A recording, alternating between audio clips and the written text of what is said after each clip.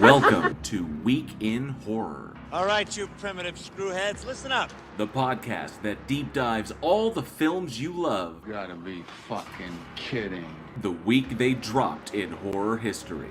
We all go a little mad sometimes. With your horror hosts, JL.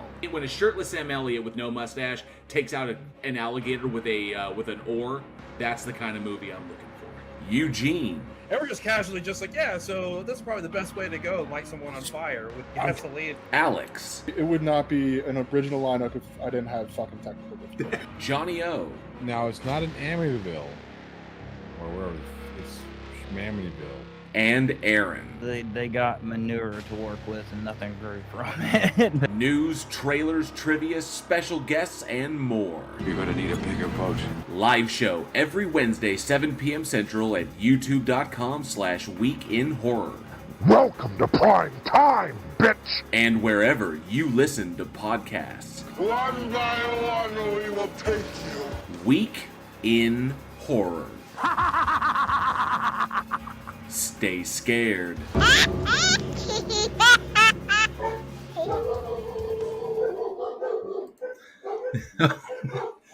My dogs would like to say hello.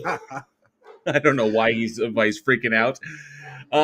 Welcome, horror fans. It is Wednesday, 7 p.m. Central Time. That means it's time for another episode of the Week in Horror podcast, the only podcast where logic collapses at the subatomic level into ghosts and shadows. Let me know if you know what that line's from.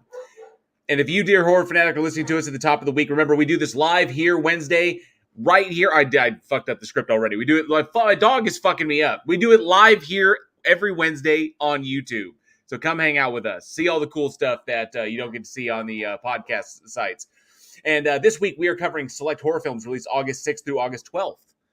So thank you all for joining us. I am JL, and with me is Eugene. What's up, everybody? I don't know what the hell is going on with my dogs in the background. I may have to go and look here in a second. Something, before we get started, something that occurred to me. I was listening to,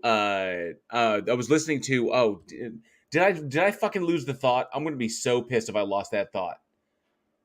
Oh no, is it gone? It was some sort of like deeper meaning, existential bullshit about, I was sitting there listening to the trailer, incoming. I was kind of like, that really never occurred to me. And just something like some deeper meaning. And now I've completely fucking lost it. I have to thank my dogs for that.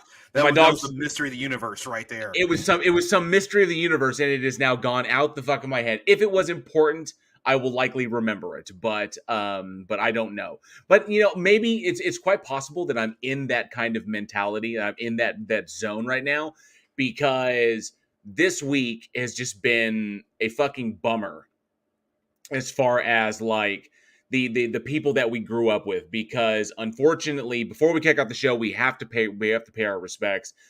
Sadly, the legendary Paul Pee Wee Herman Rubens passed away at 70 years old from a private bout with cancer, which is that fucking sucks, because it wasn't publicized. No, we didn't know, and it was just all of a sudden he was gone. And that was an individual that obviously that we both grew up with, that everyone here at Week in Horror grew up with. We all knew him, and his forays into films as well. Obviously, he was fantastic in Buffy the Vampire Slayer. One of the most iconic death scenes ever done. The when she staked his ass. That shit was fucking hilarious. So, but also he kind of, and it's odd, because even though he did other, because he was in Blow and a number of other films, but what really got us obviously was Pee-wee's Playhouse and the movies that he did. And so Pee-wee's Big Adventure. And I have to say that given the almost Warholian aspect, or the kind of concept of Pee-wee's Playhouse and Pee-wee's Big Adventure, I think that if you were to put together a top 10 of moments that traumatized us, of horror moments that traumatized us as children, Large Marge is up there on that list, is in that list, is in that top 10, because I remember seeing that as a child And that I mean, if we look back now, we go, it's so funny right now because it's claymation and it's adorable. But back then, that shit was fucking terrifying. And so I think inadvertently, Paul Rubens endeared himself to the horror community with his almost, with this movie that was almost like a Willy Wonka's boat ride the entire time. So just because there was an underlying darkness throughout all of it, and from like the camera, whether it was the camera work or the way a scene was light. You look at scenes like when the bike is stolen.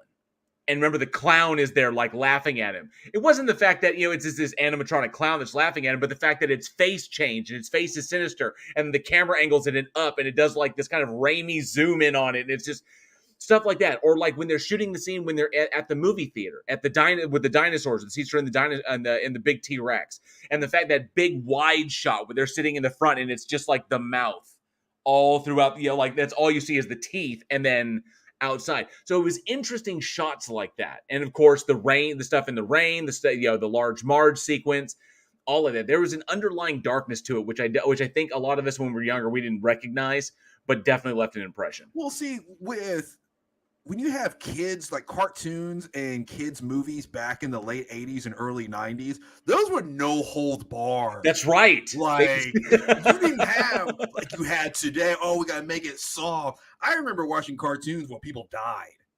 Like, that was it. The tank blew up. No one jumped out of it. They're just gone. That was it. So, like, it was a whole different beast back then. And I grew up with Pee-wee's Playhouse. That's where Lawrence Fishburne got one of his Lawrence Fishburne, is Cowboy Curtis. Yeah, Cowboy Curtis. Yes. And I can't believe I never saw this until today. But Pee Wee Herman did a skit with Andy Samberg from Saturday Night Live. And it was Andy Samberg and Pee Wee Herman going out and getting drunk and going on a massive party. I mean, just 100%. And the rest of the cast members have to give them an intervention. And they end the intervention by getting drunk and doing shots themselves. And it has the puppets from Pee Wee's Playhouse, like the couch just like talking. And one of the cast members sits on the couch and it's like, get off of me. Like, that is amazing. Like, how did I not know that this existed until this very, very moment? Because obviously, I think Andy Samberg did SNL 10 plus years ago. But I was like, how did I never, ever see this before? That is amazing. So, yeah. I mean, it's just a testament to Pee Wee Herman and the massive impact that he had on our childhood. Right. And I mean, it's just incredible. I can never, ever listen to that song Tequila the same way again. Ever. And the dance has become iconic. If you hear it, you have to. you have to. You do. And like, I wouldn't be surprised. I'm not on TikTok or anything, but I wouldn't be surprised if that dance comes back as a TikTok crave right now. Rest in peace, Pee Wee. I can see hashtag Rip Pee Wee. I can see that, and then everybody doing their version of the tequila dance in memory of him. I can definitely see that. One thing I do want to point out is that because he always played under the radar, because it was Paul Rubens. He just kind of popped up here and there, and usually it was in fantastic productions, generally ensemble pieces. Blow was an ensemble piece. He was fantastic in that. But then there was he was I think he played Derek for real in that. But he was also in Mystery Men, one of the early superhero films where he and the spleen, the farting superhero, which was amazing, and he played to an absolute T. Him and Janine Garofalo's back and forth were hysterical, but the guy was a master of it. And obviously an alumni of the Groundlings, along with Elvira. So he came from a magnificent background and was it left such an indelible mark on all of our childhoods, and the fact that it was so popular that he got to bring it back briefly and do it again, which was really, really cool. So it was just a damn shame that we lost him. So he was 70 years old, but even that to these days is still feels relatively young. You know, he was an amazing actor, an amazing performer, and you know, damn, we're gonna miss him. It was because it was so sudden. It's one thing. It's like, okay, an actor gets diagnosed, and we can kind of like, okay, prepare and so forth, like some of the others. But where it's just, we picture him retired, living out his days on Right. wherever he was living at, and then it's just gone. That's the part that hurts. That is a bummer. But as with everybody out there who sadly we you know, we have to move them to the in memoriam, and we will remember them on their birthdays, as long as we're doing the Daily Splatter. And of course, we have their amazing filmography, the work that they did, and left behind. You know, just, you know, I mean, you look at it from his early stuff, and then you got, you know, the Pee Wee Herman Show, Pee Wee's Big Adventure, Pee Wee's Playhouse, and then all the cameos and guest appearances he did all over the place, or he popped in here and there. Such an amazingly talented individual that unfortunately we will miss, but yeah, he left us a fantastic body of work that just, and if you look at it, it's shocking because he did more TV than he did films, but he did a lot of movies. So he did a ton of movies, but you look at the number of times he was on TV where he just popped in and just did a cameo on a show, was, you know, was amazing. And then of course the video games that he lent his voice to. I think he actually did a voice in like a Call of Duty game, Call of Duty Infinite Warfare. And then of course in Minecraft and Nightmare Before Christmas, because he was the voice of Locke in Nightmare Before Christmas.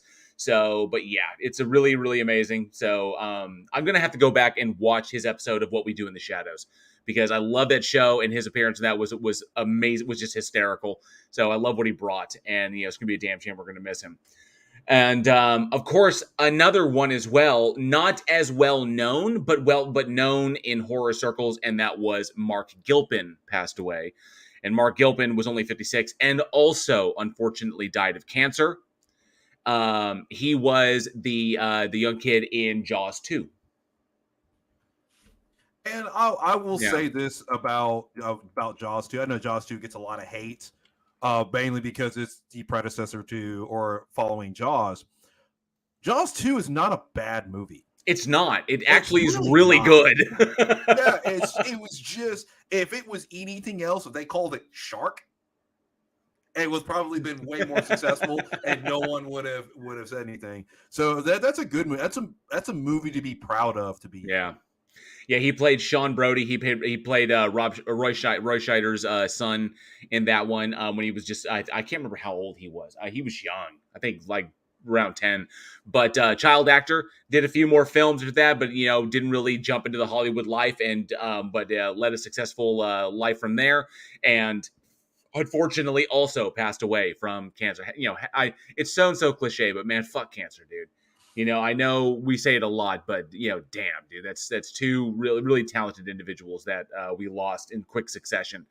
So it's just a bummer, but yeah, they have a body of work that they've left behind, and we can enjoy their work from there. So,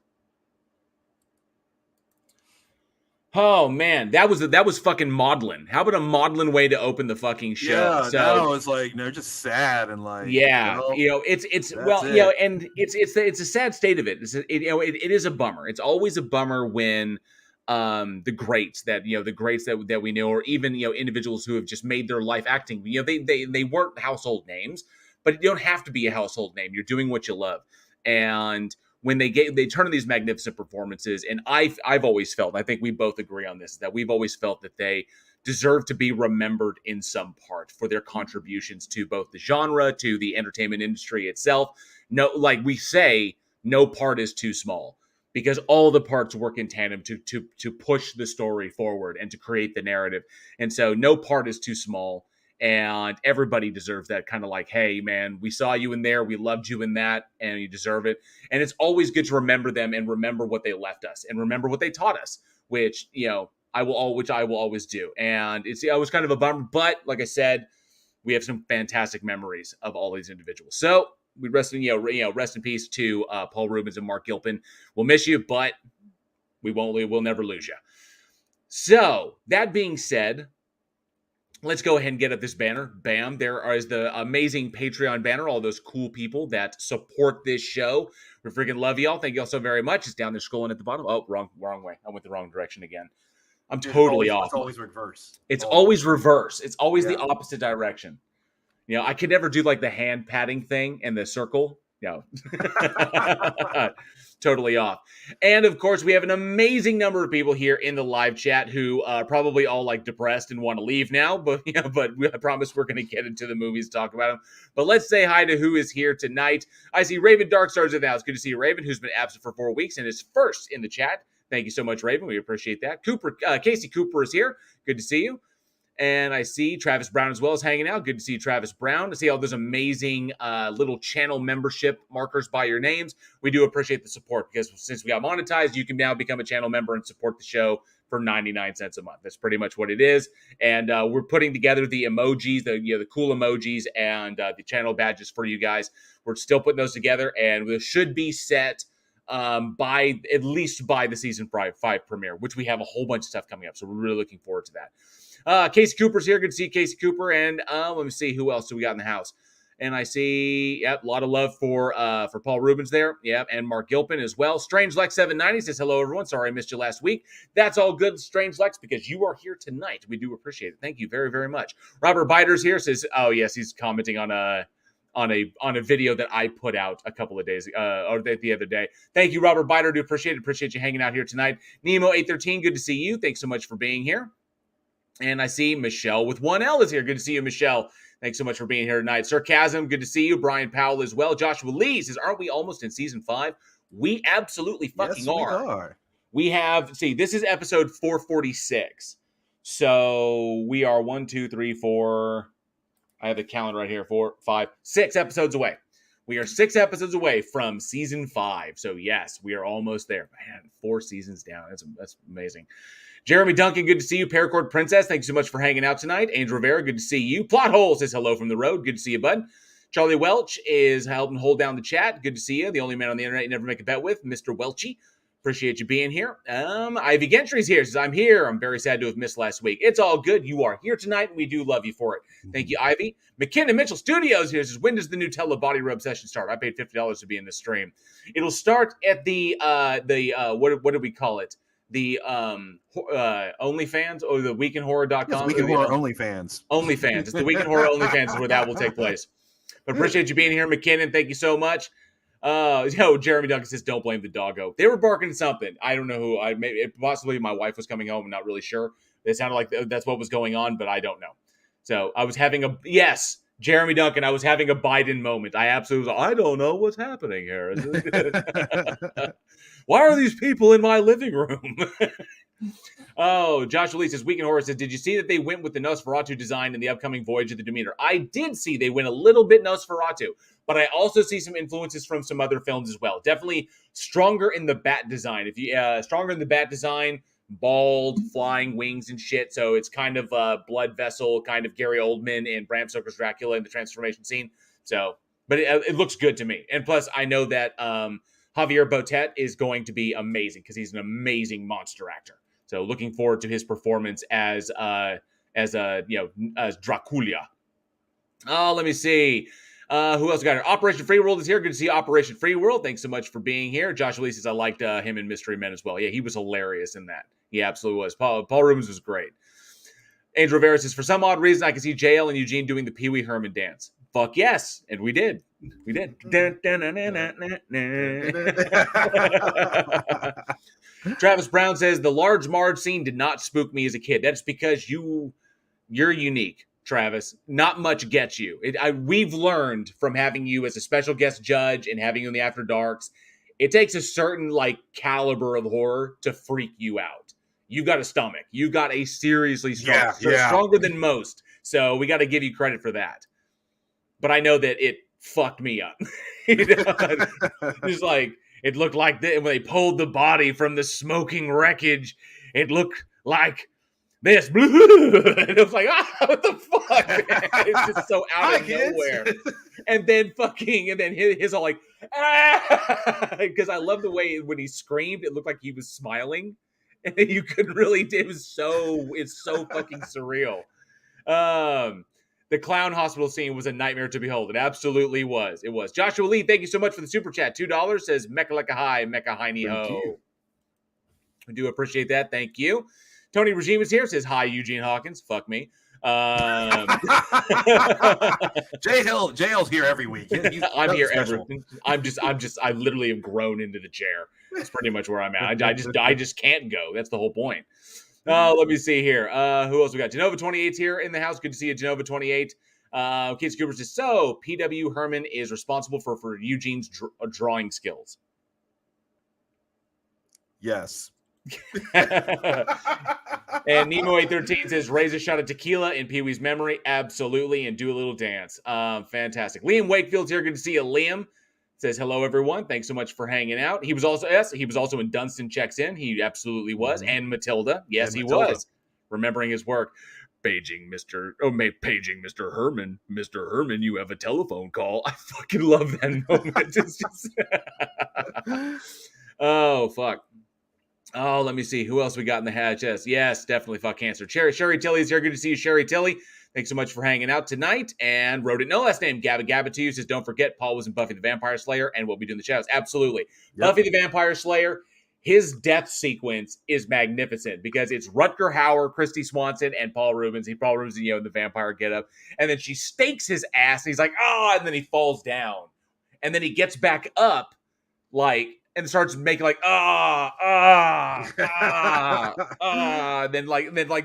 then throughout all the writhing, then kicks the wall like 3 times. And this shit is fucking great.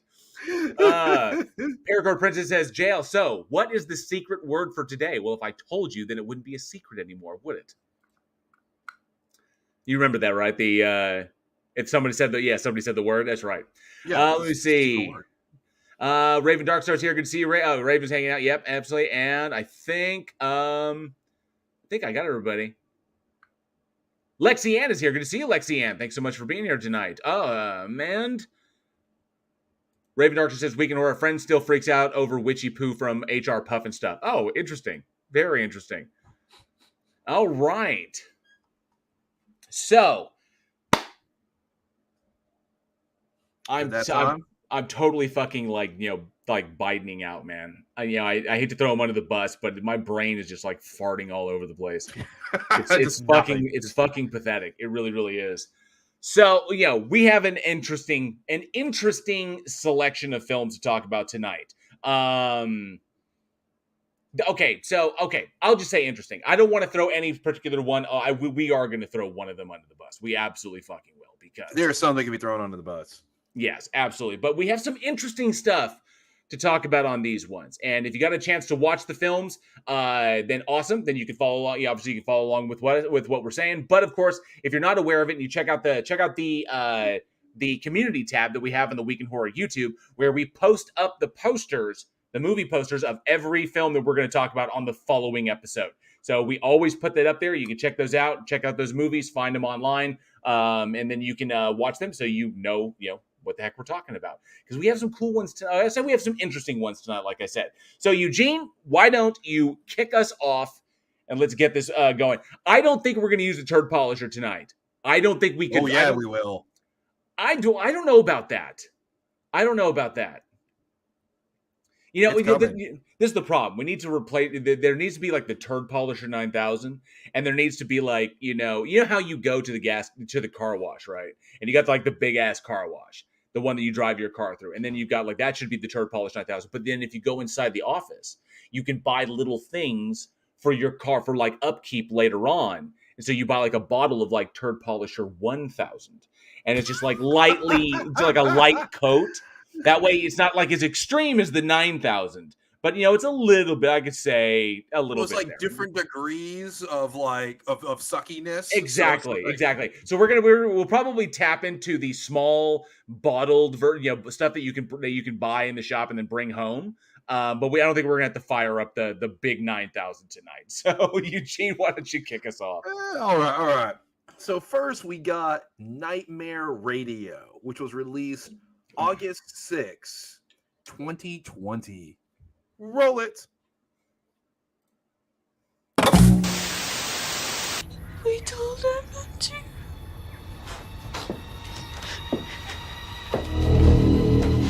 equipment, please. She fell from the horse. The dark, dark woods. There is a dark, dark house. And in that dark, dark house, there was a dark, dark room. And shitty relationships.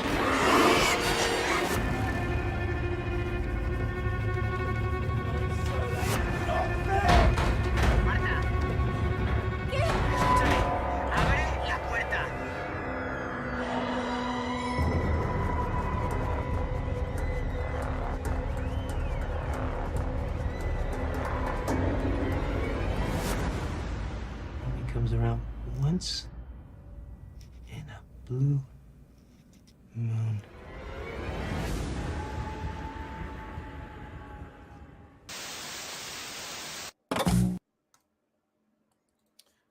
All right, we got Nightmare Radio, A Night of Horror, primarily directed by Oliver Park. There is a long list of other directors for every single segment or short film within this has their own director.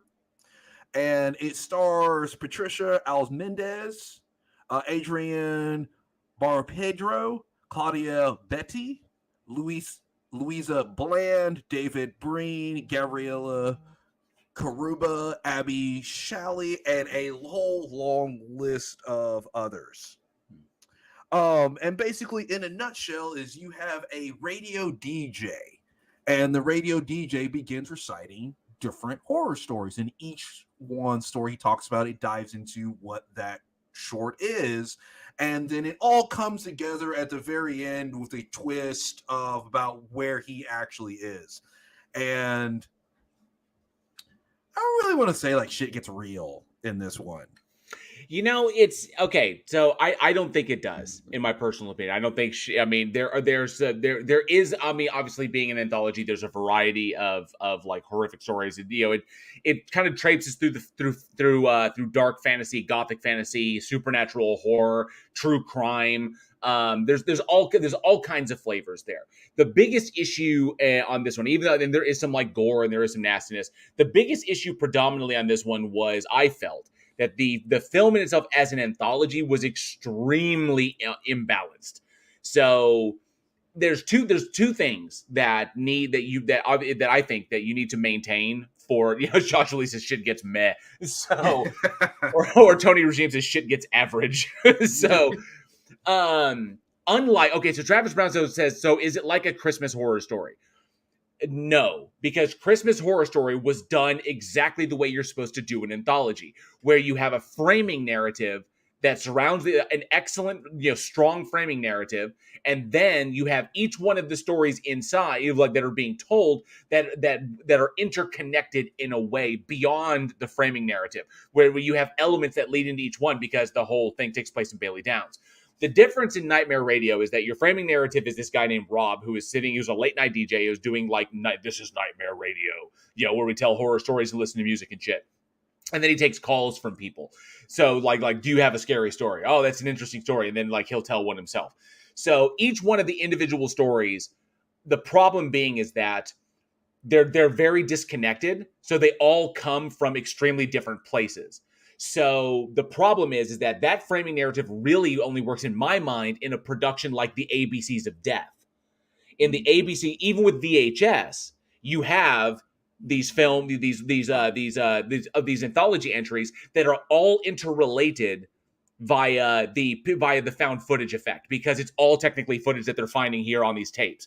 The problem with this one is with the thing about ABCs of Death is that, you know, going in, that each one of the individual directors comes from a different place in the world with a different influence, and they each have, like, you know, a letter, and they choose a word, and then they make a short film based off that word. And so that's where you're anticipating this. With this one, you have a grounded framing narrative, which is one guy telling stories, but then you have different directors coming in to direct these things, and everything comes off from such a different place. And a different, like, so you're saying like this one DJ guy has the capacity to, you know, pull these kinds of narratives that come from different cultural aspects around the world. Yeah, the thing is, they're all over the place, because you have one that takes place in like the late 1800s, mm-hmm. and then another one has an alien sci-fi. Like it's really worked. And the thing is some of those actual segments are pretty good. I like the one with the death photography, and because death photography was a thing back then, where someone recently died, so you would take a photo and they would prop them up like they were living, and that was it, because photography was still very, very new, and most people didn't get pictures in their lifetime, so it's like mortuary photography.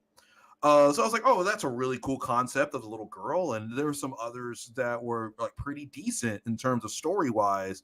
But honestly, I just would rather have just been like, here's a showcase of some horror shorts, enjoy.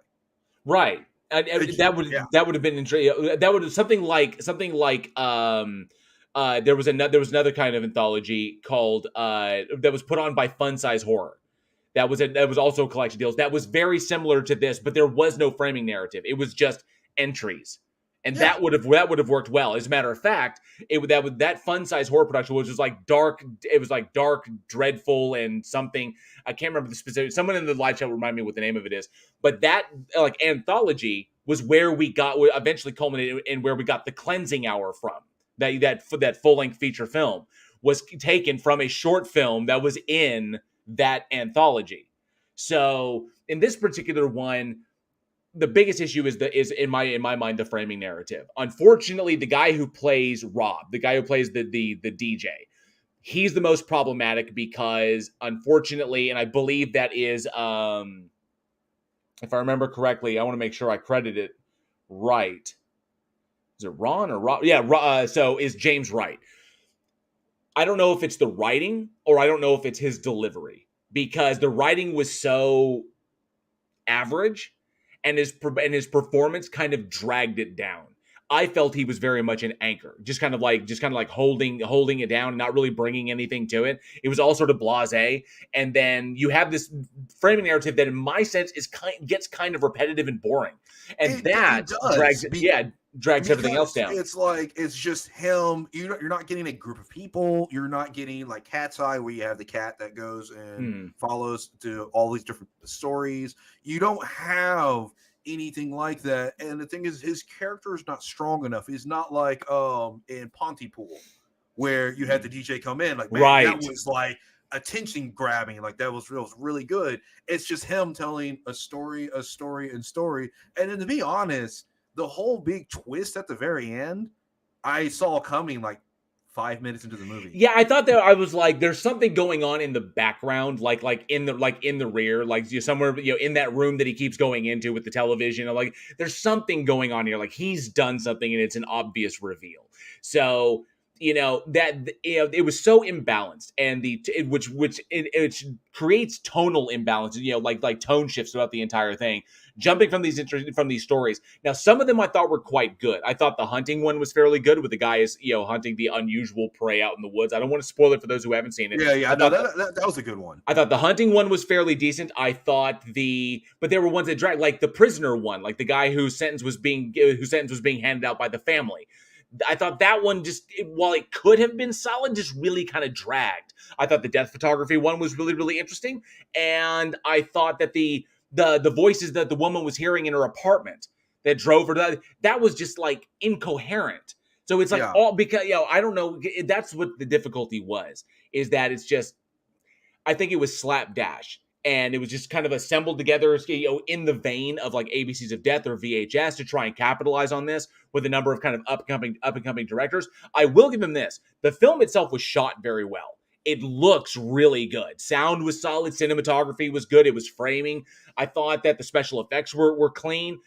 They worked their asses off and put the money in some of the right places. The problem was just the writing, some of the acting, but ultimately, I think it was the framing narrative that serves as the proverbial anchor that just drags this down it drags it down way worse than it should have been. It could have been really, really strong. Yeah, I mean, I hands down, I agree. It's just one guy talking on the radio that's not interesting. Especially if he has no energy. Yeah, it's just not the way to go. It just really isn't. I understand that he's doing horror stuff. But you don't have to be like this when you're doing all the horror stuff. Let me tell you another story. This actually happened Supernatural.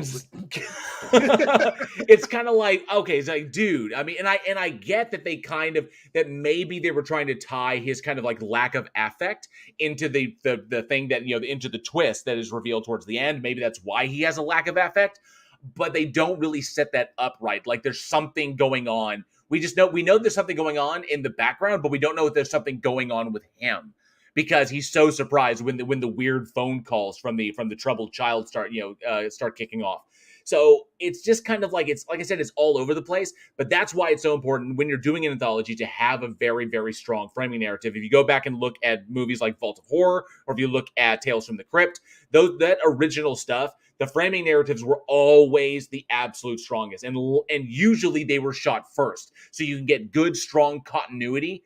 So you have essentially, if you have like 3 short films, technically you have like 4, because your framing narrative should be an entire story in and of itself with its own arc and its climax, and then you put the other ones in as well. So, which is why films like those work, which is why Southbound, somebody mentioned Southbound earlier. Yes. Tony Regime said Southbound had an almost perfect framing narrative. It absolutely did. The circularity, the circular unending nature of hell, or purgatory in that respect. So Southbound is probably up there by top 5 of horror anthologies. Absolutely brilliant shit. Well, see, even like Travis Brown's bringing up like the Crypt Keeper, yes, the Crypt Keeper is unique enough and fascinating enough, and it's okay for him to have all these stories. He's the Crypt Keeper. He's a supernatural being. He can tell any kind of story he wants. But when you have just a radio DJ or Creep Show. Bland. Or Creep Show, because you got the creep who is telling via these horror stories in this comic book. So there's so many ways to do it better, and that was the big thing. That was another big thing. I got no sense that they were trying to do something new. It wasn't like we're trying to do something new and kind of like not really reinvent the wheel, but bring something new to the table, and they just failed. That I can respect. I can respect that. But this one was, let's just do it. And just do it to do it. Let's just like hem it all together. Honestly, it felt like a bunch of short films, and they're trying to squeeze into a feature, because short films don't make money. No one pays money to go see a short film. The only thing short films can do is it can showcase your filmmaking ability, which is a plus, and you can do film festivals where other filmmakers can go show it. But the general audience doesn't really go see short films. In fact, you can have a great short film on YouTube, like a high production value, and not get a lot of views, because YouTube is a whole different beast. So, or you get really lucky and you're able to segue it into a feature. I mean, that's pretty much the only way. Like honestly, Saw, or Saw, or anything along those lines. So it felt like a lot of these are already made. And it was kind of like, well, maybe these were their favorites, or maybe these were the best submissions that came in, and then we're just going to kind of put them together. Because as someone, I like watching short films, and I seek out short films. I enjoyed a lot of them, because there are way more bad short films in the film industry than there are good ones. More bad ones. So I enjoyed some of these, but I wouldn't put them together. Let's see. Sarcasm says it was bad storyboards. It was all Eugene's fault. Thank you, Sarcasm. Those have been fantastic storyboards. You know what I mean? Yes, that's right. Raven Darks is correct. Buffy was played by Christy Swanson before Sarah Michelle Gellar picked it up. Absolutely. Rodin LSA would like to remind us that early photography also required you to pose for up to 30 minutes. Much easier when you're dead. That's also a funny-ass joke that was made in A Million Ways to Die in the West when they were talking about, I heard there was a guy in Texas got his picture taken and he smiled. It's like, there's no fucking way. Nobody can smile that long. Apparently he did it. And they're like all shocked by this. Let's see. Travis Brown says Tales from the Crypt is the best because of the Crypt Keeper. Absolutely. Plothole says Tales from the Hood did it way better. Tales from the Hood was fucking good. It really was. Clarence B. Williams III, rest in peace, man. Yeah, he was amazing. I loved him in fucking in Half Baked when he was he was fucking amazing. Yes, Cuban B. Yo, I'm Cuban B. Yes, Cuban B.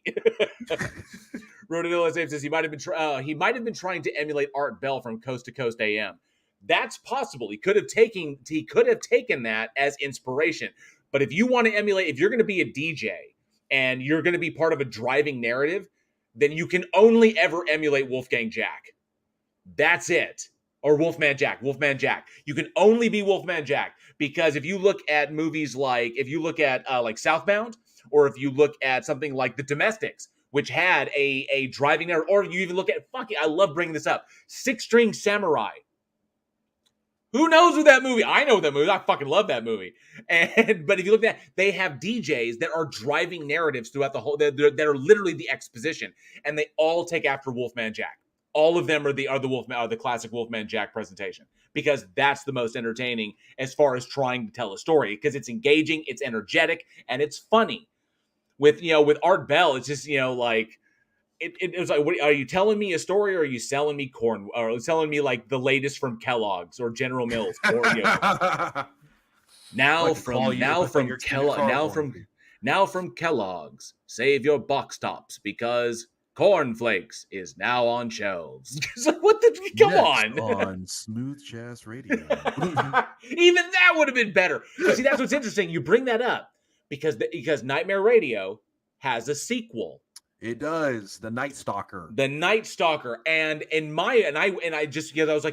I was like, oh shit, they had a sequel and it came out this year. I have to watch it. So I was working out and I was like, I'm going to put this on while I work out. And they actually corrected most of the issues they had with the first one. The framing narrative much stronger. Number one, and I hate to say this, number one, female DJ, sexy husky voice, knows how to bring it. So I was like, okay, so that solves the DJ problem. And then there was a twist that was coming, but it wasn't really a twist that was coming. Well, there was a twist, but it's kind of like, oh, neat. Okay, so because it wasn't really set up to be like that. It didn't play that way, and then all of a sudden it's like, oh shit, it went there. Okay, that's cool. And I thought the stories were a bit better. They were more focused on being in line with the framing. So all of the problems that we see in this one, in the first one, in Nightmare, in the first Nightmare Radio, were solved in the sequel in the Night Stalker, which I thought was really good. So I'm really hoping, if they are that self-aware, that they can do better on a third one if they do come out with another anthology, because the sequel was far superior to this one, which is odd, even for anthologies. Very, very odd. Hey, learn your lessons. Learn your lessons, absolutely. Yeah. So I actually want to ask the audience, out of the original Nightmare Radio, which one did you feel was the best story? What was the best story in Nightmare Radio? Best story in that first one. I'm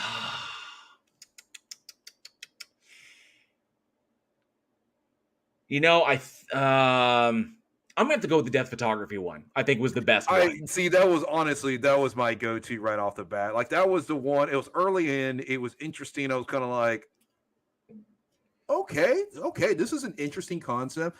Haven't really seen a lot of people explore death photography in the 1800s. Mm-hmm. So I was like, okay, all right, let's play that. And obviously dealing with the little girl, like, it has some good elements there. Is it going to be like a massive game changer in horror? Of course not. But is it just interesting in its own little segment? Yeah, I was entertained. Fucking A. Oh, let me see here. I think somebody said something like, I'm missing. It was Ditzy. Sarah was Ditzy. Oh, wait. Jeremy Duncan says, no, Sarah was Ditzy. Christy was too Valley Girl. Sarah started out as Ditzy in Buffy. Started out that way. But that's because we got her post movie. It didn't last long. So we got in the movie, obviously she was absolutely, Buffy starts out as absolute Valley Girl. But then in the series, which takes place after the movie, immediately after the movie, that's when she's dark and she's gone quite dark. She's still bubbly in there, but the darkness is already pervaded. Let me see here. So Cam says there have been a lot of anthology genre films that have just plain done it better. There absolutely have been, but we are glad to say that the filmmakers behind Nightmare Radio have improved over the first one, which is good. Seeing advanced, the first one was solid enough to warrant a sequel, and the sequel improved upon everything that failed in the first one, and that's what all you can really hope for. So, if they decide to keep making them. Turner James says, what if they had 4 films they couldn't finish but could edit into shorts in an anthology? That sometimes happens. That does. There's been a couple of failed pilots TV shows that have ended up in feature films because they shot half of it and they just kind of re-edited. As a matter of fact, there's an example of that we'll be talking about later in the show. We have coming up here pretty quick. Tesla Radio says, finally was able to make. Good to see you, Tesla Radio. Thanks so much for being here tonight. We do love having you. Tony Regime, thank you so much for the 6-string samurai love. Fucking A. 6-string samurai. Have you seen that yet? I haven't seen it. I've got to show it to you. It's fucking bonkers. I shit you not. If there has ever been a movie that is 50% just absurdity and 50% blazing awesome, it is this movie. It is 6-String Samurai. It is a straight cut down the middle, 50-50, bonkers weird, and fucking amazing. So, yes, I think you will love it. I don't want to spoil anything about it, just fucking A. Let me see here. Sir Cab says Night Stalker was better. Absolutely. Liam Wakefield says, I'm staying into play. Awesome. And Raven Darker says, no one can ever be Wolfman Jack. No one. Rodin Illustrator says, or he was emulating Stephen Wright from Pulp Fiction. Entirely possible. Jeremy Doug says, I'm personally waiting for a non-cam version of me to talk to so I can laugh at his failed excuse of making people faint all while watching it in the dark and alone. Awesome work, Jeremy. Fantastic. Nice. Let me see. Plothole says says Sarcasm said gotta be the photographer one that he enjoyed the most. Plothole says the credits. Raymond Darkstar says nope, sorry, Jeremy will be the only Wolfman. Absolutely. And then Jeremy Duncan says you say it's just the next movie menu. Rodin Nola says the next movie menu. Excellent. That's fantastic. But yeah, definitely let us know what your favorite entry was in the first Nightmare Radio film. We'd love to hear it. Let us know down in the comments below or weekinhorror@gmail.com. Because remember, Alex is still hanging out there, and he needs reading material. He does. He needs, when you escape 4 kids, you have those precious moments, and we need to give him stuff to look at. So definitely let us know. All right, on to our next one, and this is intriguing. I'm actually excited about this because for all I know about this industry and about this genre, I learned something new with this one, and I love getting it because it doesn't happen often, and I really, really love this. So let's check this out. Our next film up came out August 8th, 2008, 8808, and it is Embodiment of Evil. Now, this is a non-English trailer, but we'll dive into that. Let's check this out.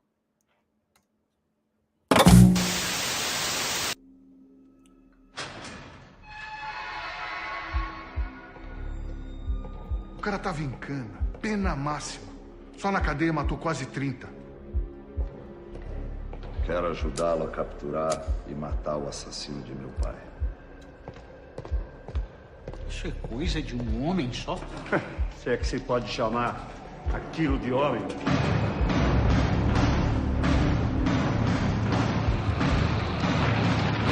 Return of the Master of Horror. Penso que eu estou vencido. Enfraquecido pelo tempo.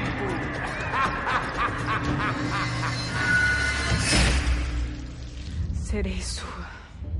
Faz seu filho em mim. Por você e por um filho seu, eu comeria da minha própria carne.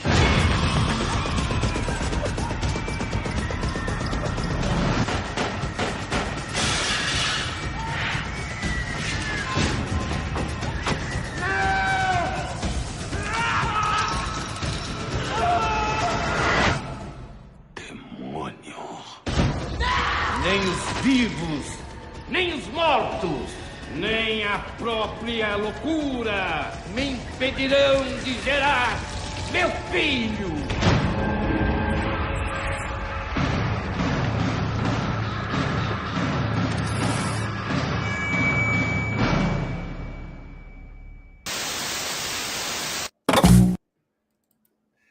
Awesome. Oh, I love this. Travis Brown says, where did you come from? Where did you go? Where did you come from? Coffin Joe. Fucking A. Travis, you rock. Skooma Cat, good to see you. Thanks so much for being here. Merley Wakefield said, mutton chops. Absolutely mutton chops. So that was the trailer for Embodiment of Evil. Came out in 2008, a Brazilian horror film. So it was in Portuguese is the language that you were hearing. And it is the third installment in the Coffin Joe trilogy, directed by Jose Mojica Marins, written by Jose Mojica Marins and Denison Ramalho, and starring Jose Mojica Marins as Coffin Joe, Milhem Cortez, Rui Rosende, and Jesse Valadio. This film, like I said, is the third installment in the Coffin Joe trilogy, featuring Marin's reprising his role as Coffin Joe. And the film picks up 40 years after the events of, or 40 years after the events of the second film. Picks up Coffin Joe is released from a prison mental ward after serving 40 years. He's released into the streets of modern day Sao Paulo, and immediately after his release, he goes back to his old ways of trying to find the perfect woman to continue his bloodline, because he feels that he is superior above all others. And it is brutal, it is gory, and he comes out and he discovers that in his absence, a cult has risen up, that celebrates his actions from before he was incarcerated, and shit absolutely fucking gets real in this one. So yes, it does. It is brutal, it is savage, and it is actually deep on a number of levels that you really don't anticipate. So I have to admit that this one was really intriguing, and it got me to watch because I was unaware of this this trilogy. So I had to go back and I had to watch At Midnight I'll Take Your Soul and This Night I'll Possess Your Corpse, which are the first two films. And holy shit, fucking Jose Mojica Marins is a god, was, because unfortunately he passed away back in 2020, but he was a goddamn genius. Oh man, it's fun hearing about new franchises, because you're right. I've never heard of Coffin Joe. It's like, in terms of all the friends I hang out in the horror community, we're all like horror filmmakers. No one has ever brought him up.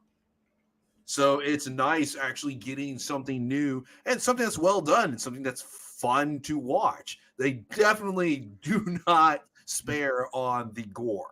They do not. Yeah, it is very, very well done.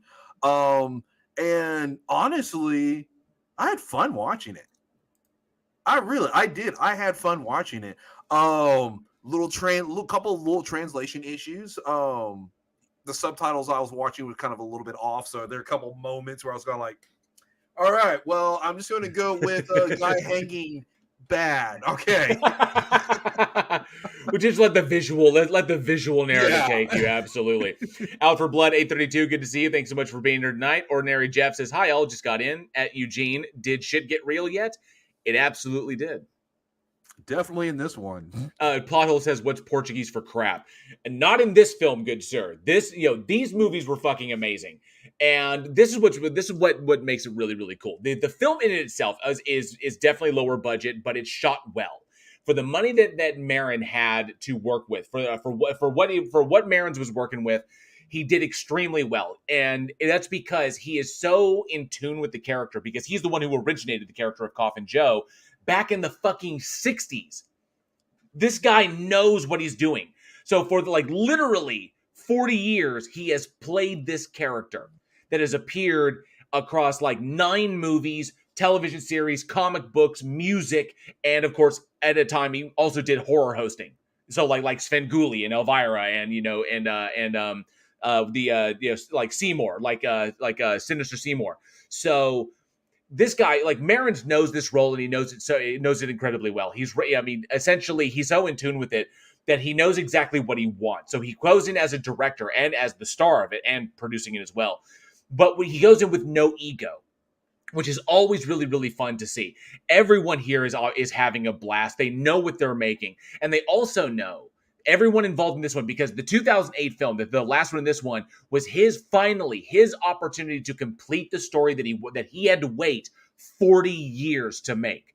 He did the first two back in the 60s, and then it took him, it took forever, because that's just the way the industry works sometimes. And eventually he was able to come back and put a lid on this film that ends with essentially Coffin Joe winning in the end. I don't want to spoil it, because it's really kind of interesting how it's cool how it plays out.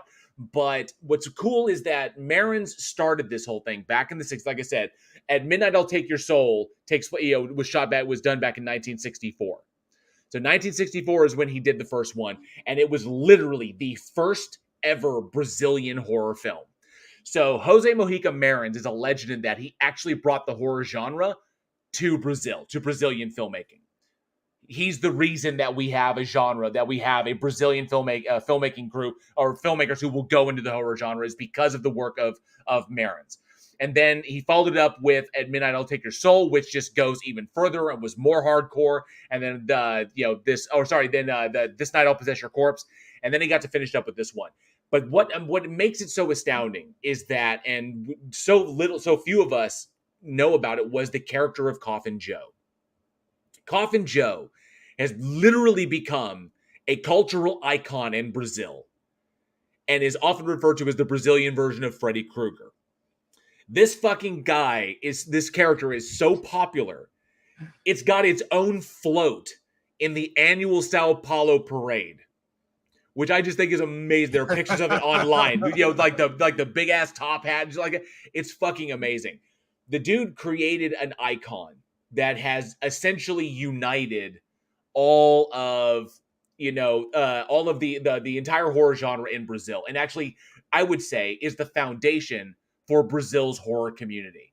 So it's not all imported. They have their own. They finally have an icon that they can relate to, that it's from them. Right. Obviously, they're going to see a lot of American films and like European films, and they're going to know all about our horror icons.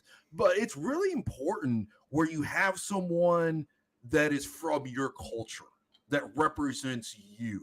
That's a huge deal, and that's why the country has really gravitated towards Coffin Joe, because in all the horror icons that are out there, he represents Brazil, because without him, there really isn't a representative.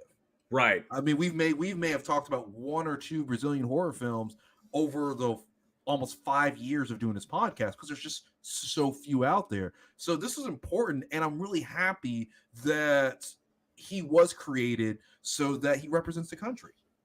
Absolutely. So, so this was brought up. Sarcasm brings up Coffin Joe is just a stand-in for the Catholic idea of evil demon personified. Sort of. In these films, this is what I find really, really interesting, and what Marins brought to the character, the character that he developed. What's really intriguing to me is that Marins wrote this character ostensibly as Coffin Joe is an atheist. He doesn't believe in any of that stuff. He doesn't accept it, he doesn't believe it, and he's also Nietzschean in his philosophy. So he's very, it's like he's Nietzschean, he's Machiavellian, ends justify the means, and he does not brook with like the supernatural and bullshit like that. He literally just thinks he's superior, and that he will, that his offspring will be amazing. That's pretty much what it is.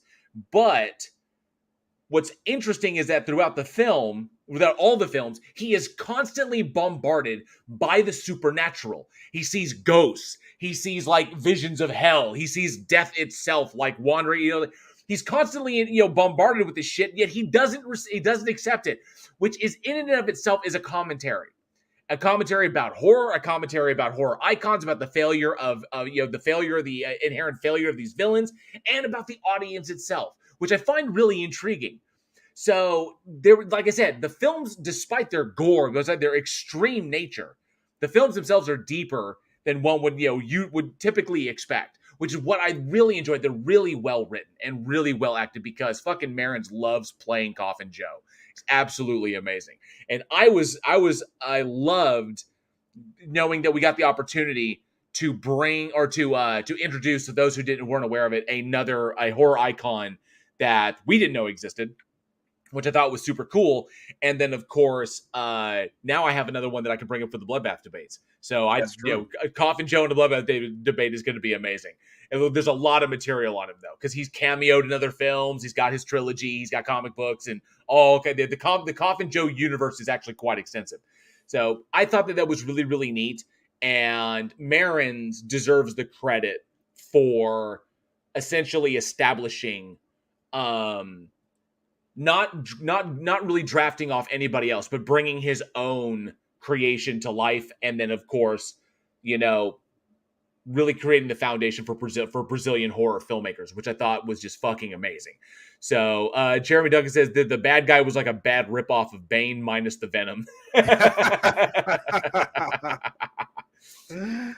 I really thoroughly enjoyed this one. It's what did it feel like? It's well shot, but it felt very much like it had some August Underground moments, definitely some Poughkeepsie tapes. It went for that gritty, gnarly realism, which was kind of interesting. It's that if you like the lower budget gore fest films, you'll like it. If that's not your cup of tea, you're probably not going to like it very much. So it does have a little bit of a niche market to it, but I mean that's up to you. Sir Kevin says maybe I need to learn Brazilian Portuguese. Probably, I mean, Ujeo says wrong. Ujeo was talking about the bat. Oh, okay, I got you.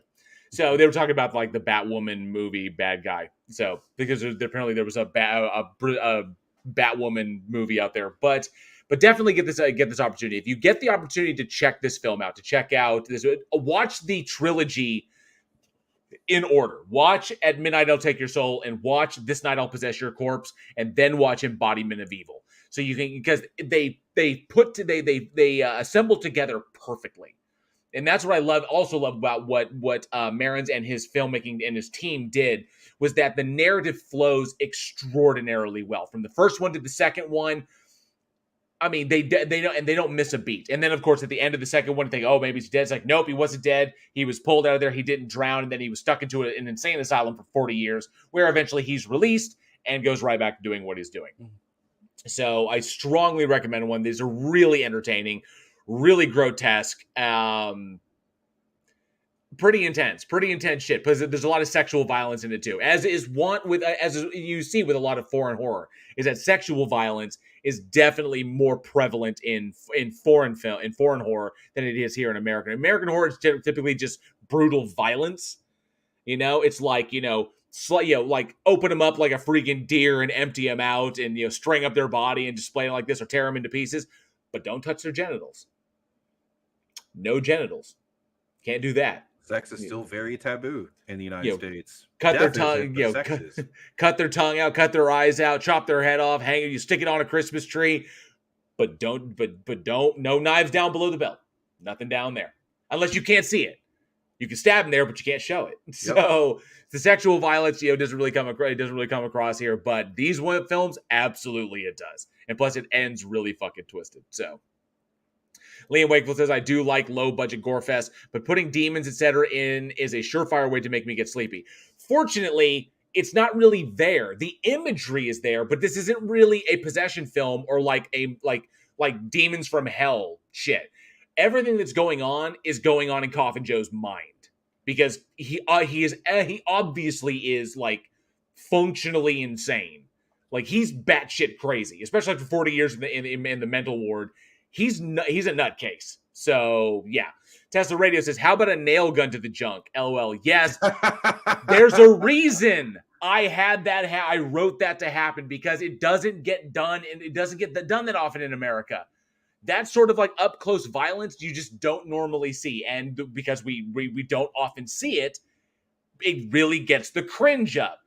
I mean, you think about that. You think about all the shit that happened to Art Sue in that short film. All the nail gun in the ear, knocked out with the nail gun, nails in the kneecaps, all that shit. And what do people remember? Nail gun in the dick. Yeah, that's what people remember. That's what people took away. It's like the dude who like literally is decapitated, his head is dropped in the lap, and his face all ripped off. Guy set on fire, his head crushed like a fucking melon. What do they remember? Nail in the dick. Yep. That's what they get. It's like, yep. Because that's how you get people to dead. That's how you know you're serious. That's how you know you're serious. Jeremy Duncan says, how about the Serpent in the Rainbow where he gets a nail and hammer to the balls? This is true. But that's like one, like think about it. Think about how many horror films you can say. Like you got like Serpent in the Rainbow is good.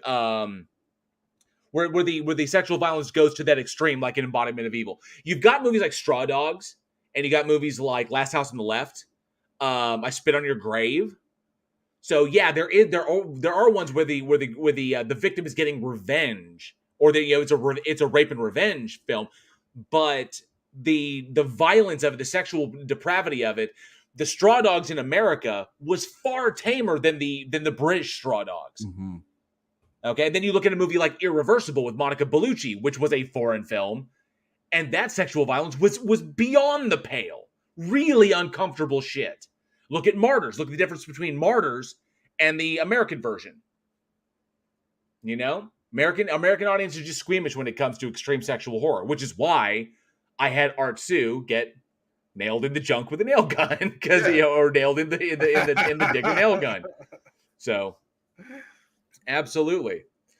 All right, so definitely check that out. But here's my question: of the 3 films, there's so many different versions. There's so many different incarnations of Coffin Joe. Coffin Joe showed up so many times. But looking at only the trilogy, the 3 films that came out in the Coffin Joe trilogy, so you've got At Midnight I'll Take Your Soul, and This Night I'll Possess Your Corpse, and Embodiment of Evil. So of those 3, which do you think is the best installment in that trilogy?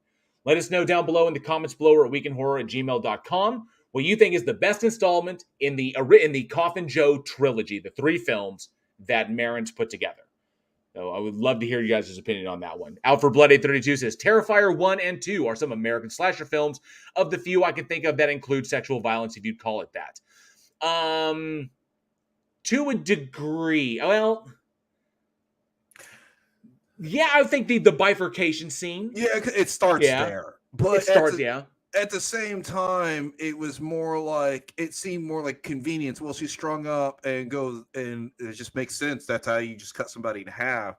I would deal more like, in terms of sexual violence, more kind of like 7, where he made that guy put a blade on his penis. Oh yeah, like that right there, like the bladed strap on, and then made him have sex with the prostitute, which we don't see.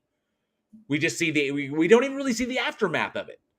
You know, we get the idea. Implied is enough. It's implied. The implication is enough. Mm-hmm. But it would take like a Brazilian horror, like in Brazil or in some other country, to actually see that shit happen. You know, to go there. Terrifier, I would say, Terrifier would probably go there. Oh, Strange Like 7 Nights says worst death ever. Would that be the worst death ever? I mean, it's up there. I think the Annie death in Terrifier 2 is worse. The Annie. It was Annie, right? Where she was like half eaten and had bleach rubbed over her wounds. Oh, the girl in the bed. That's right. The girl whose mom finds her. At the end. Yes, way. That was. But honestly, even that one, it felt like it was just kind of a one-up. Like the bifurcation scene felt something new. Yeah, and this was kind of like and the second was kind of like okay, now you're just trying to like one up. You're just one trying up to yourself. And like the mom walks in and like, there's no way a girl's going to be still alive, let alone conscious. After so all fucking way, dude. He snapped her fucking arm off like a chicken wing. Yeah, it was like, no, that girl has long since passed out from that. But the bifurcation scene would be fucking brutal, because that was a medieval. I went to the torture room at medieval times that we have here, and that's one of the tortures. That so that was fucking sick. And I'm sitting here thinking about it from a medical perspective. It was a rusty ass hacksaw, is what that was. So a rusty ass handheld hacksaw. You know, it's not terribly sharp, but it's enough to tear. And then he's going to town, and knowing what you know, if you know anatomy well enough, when he starts that, he's not going to hit really vital shit for a while, because he's going to hit bone and he's going to hit other stuff before he hits something really vital. You know, to the point where you're either gonna pass out from exsanguination, or with that, or you may pass out from the pain, but that's going to take a minute. And the thing is being upside down, your brain is still getting adequate blood flow. Right. It's like, that was fucking gnarly as shit. Donova28 says, I couldn't stand that scene. I have a high ceiling for shit, but that hit it. that was fucking brutal. Oh, it was hardcore. Definitely. Bleach, man. You wanted to hurt you, pour salt. I think he did pour salt on her. I want to say bleach and salt. It was bleach and salt. It was fucked up. Like, I mean, he like ran out of the room real quick, and then he came back and was like, like rubbed it all over her and stuff. Right. Liam Wakefield says being slowly pulled apart by horses and 1,000 maniacs. Yeah, and that was also done in Black Death. Sean Bean was drawn and quartered. Yeah, that happened. Oh fucking hell. Just dude, just fucking ripped her apart. Although Terrifier 2 was so fucking good. God damn, that movie was just great. Oh, I loved it. I loved it. And I knew going in, oh, I'm gonna have to watch this sequence when he just fucking rips this girl apart. It was like, fuck. But then of course, Serena comes up and kicks the living shit out of his ass. Which fuck. They both kick the shit out of each other, which is fantastic. Yeah, it was. But anyways, yeah. Yeah, we're go talking about like stuff that drinking that Viper liquor in street trash looks like a pretty bad death. Fuck yeah, it was. Oh, Viper liquor. That was actually a trivia question one night. Absolutely was. All right, bud. Take us on. Oh yes, tonight's tangent. Thank you, Sarcasm. Tonight's tangent was brought to you by crotch torture. It absolutely was. All right, dude. Take us on to our next one. What do we got next? All right, next we got The Deadly Bees, released August 11th, 1967. Roll it.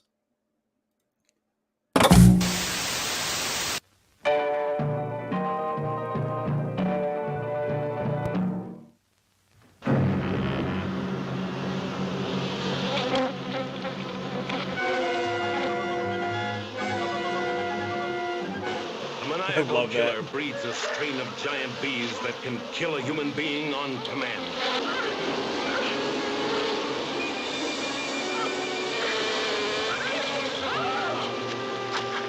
The police don't believe him. Fellow reckons he developed a strain of killer bees. Fantastic. But these people know this terrifying, buzzing sound is the last they will ever hear. The beautiful television star on a rural holiday, entangled in an incredible scheme. The rival beekeepers. This bee is not only twice as big, but lethal. The jealous, wealthy wife. What are you doing? You must be mad. Set the whole place alight. Leave me alone. Leave me alone. Get away from me. Get away from me, bitch.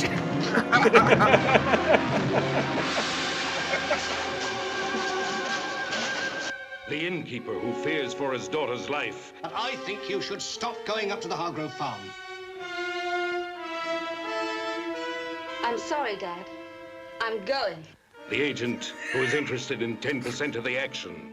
And what could possibly link the birds and the bees? They really forced that one. Boy, they really, of angry bees driven by a madman's secret formula. To swarm. To attack.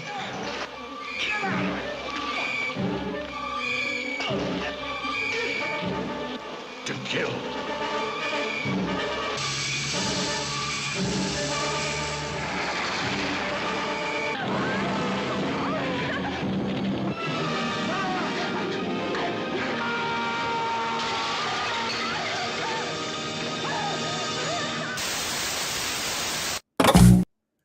Was it me, or did that closing music really not fit that sequence of like the house burning down? It really doesn't. So there you have it. The Deadly Bees, directed by Freddie Francis, starring Susanna Lay, Guy Dolman, and Frank Finlay. And basically what you have is you have a movie star who she faints in the middle of a performance, so she takes a retreat back into the countryside and gets entangled in this rivalry between two beekeepers.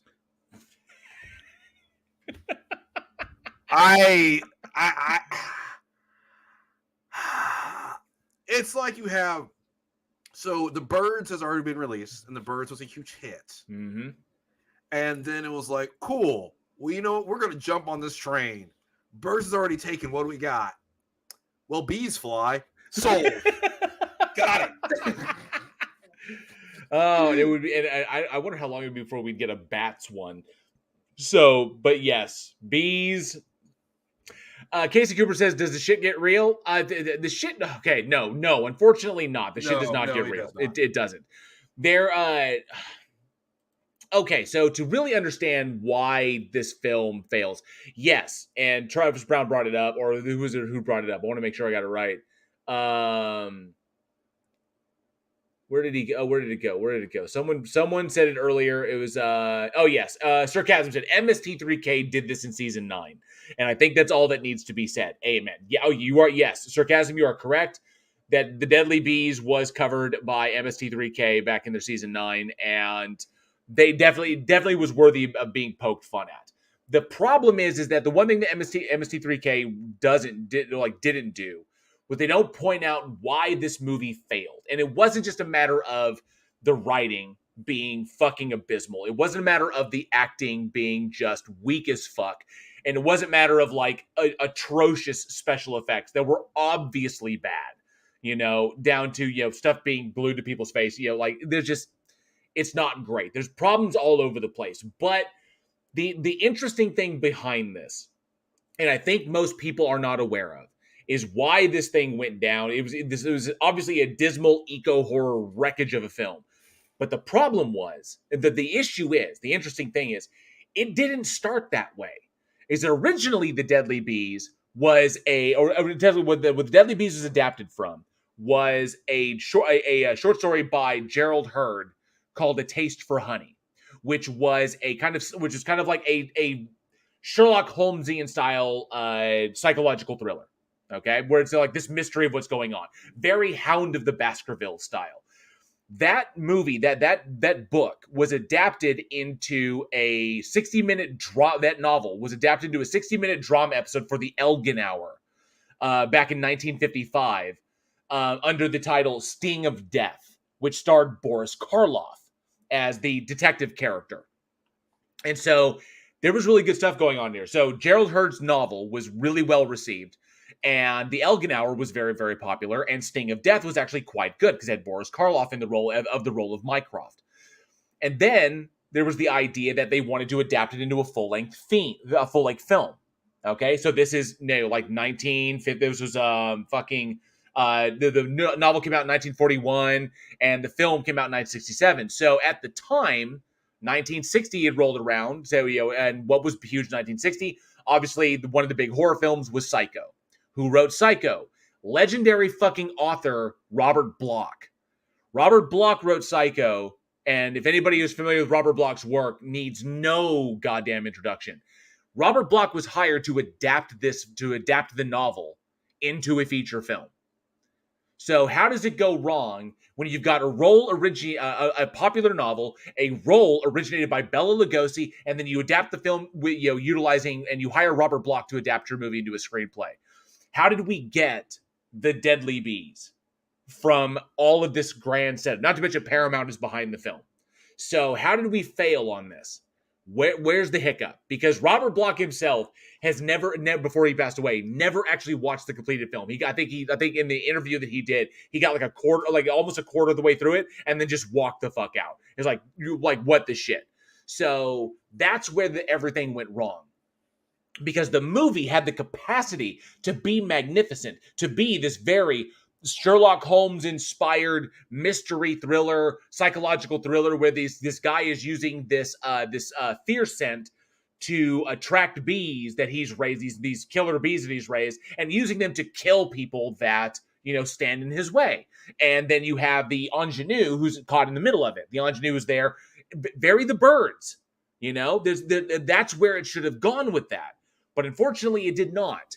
And that is, to hear Robert Bloch talk about it, was both director and studio interference, which was predominantly not Paramount, but absolutely Amicus Productions, that got in the way of this film and decided to change things at the last goddamn minute and ignore the fact that Robert Bloch had written the screenplay, that it was written for Bela Lugosi and Christopher Lee to star in, and that with Robert Bloch's name behind it, they probably could have secured those actors after the success of Psycho. But no, they did not. Amicus decided to change things up, and then we got the fucking Deadly Bees, which was even a title change, because that wasn't what he wrote. Originally, Bloch had kept the name A Taste of Honey, and they changed it to The Deadly Bees. probably to fall in line with the Jaws, or no, probably fall in line with like, you know, the eco horrors at the time. So that's where it failed ultimately, which is a goddamn shame because I would have loved to have seen a Robert Bloch written movie with Bela Lugosi and fucking Christopher Lee in it. That would have been sick with Bela Lugosi as the detective and Christopher Lee as the evil beekeeper. Oh yeah, everybody would have loved to see that. But no, we get this like steaming pile that has bad effects. And for a movie called Deadly Bees, there's not really that many bees in it. There just isn't. You're thinking bees all over the place and bees constantly and all that. And it's like, no, it's more about the rivalry between the beekeepers and the investigation that goes on and blah, blah, blah, and all this. It's just bad. It's boring. It's boring. There's, I mean, not even taking out the stuff that, all of the excellent character development that Robert Bloch put into it, everything that he developed into making it into a coherent adaptation, all of that shit is dropped in favor for what was supposed to be these more dramatic action sequences of the bees and, you know, to freak people out. But they're done so poorly that there's nothing to them. You know, a movie like Frogs did it better than this movie ever could. And it's likely why MST3K jumped on it to shit all over it. Ordinary Jeff says, JL, please. I don't know what that please is for. So let me know, Ordinary Jeff. If you can elucidate, that'd be great. Rodnell Sam says, well, it was no 1978 Swarm. I would actually say Swarm was better than this. I actually would. I would say fucking was better than this as well. That's the name of that movie. It's just like you're just watching it and it's like not much is going on. Right. And Squirm was better. Squirm was a better horror film. That had worms in it. Cannibal, cannibalism. It's not hard to name a better eco horror film. That's right. Not. It was. I mean, this could have been interesting. This could have been very, very Hound of the Baskervilles. Just a really, really cool psychological thriller with some horror aspects utilizing the bees. There was another film that was very, very similar. I think it was like. That's the name of the film. It was like 7 S's, and that was about a dude utilizing rattlesnakes to kill people. So ostensibly the same thing, only he's using venomous snakes instead of bees. So that worked well. That worked extremely well, and not because more. I don't think because more people are afraid of snakes than more people than are bees. There are lots of people who are afraid of bees. Ordinary Jeff says Christopher Lee and Bela Lugosi.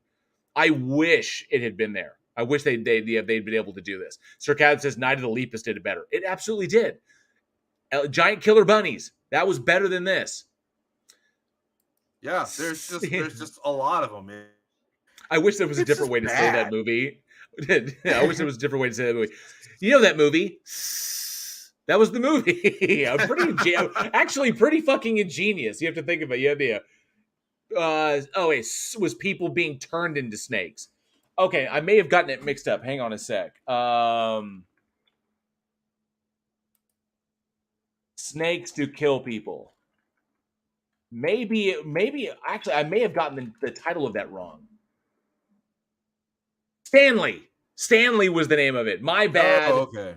The movie was Stanley, came out in 1972. That's right, with Alex Rocco in the lead role. So yes, my bad. It was actually Stanley. So thank you for correcting me on that. An Everglades shack dweller attacks bothersome people with his 2 pet rattlesnakes. And that worked better. That played better than this one. I think. Okay, so given your position on this, thank you, Jefferson Spatchcock was with Dirk Benedict, absolutely.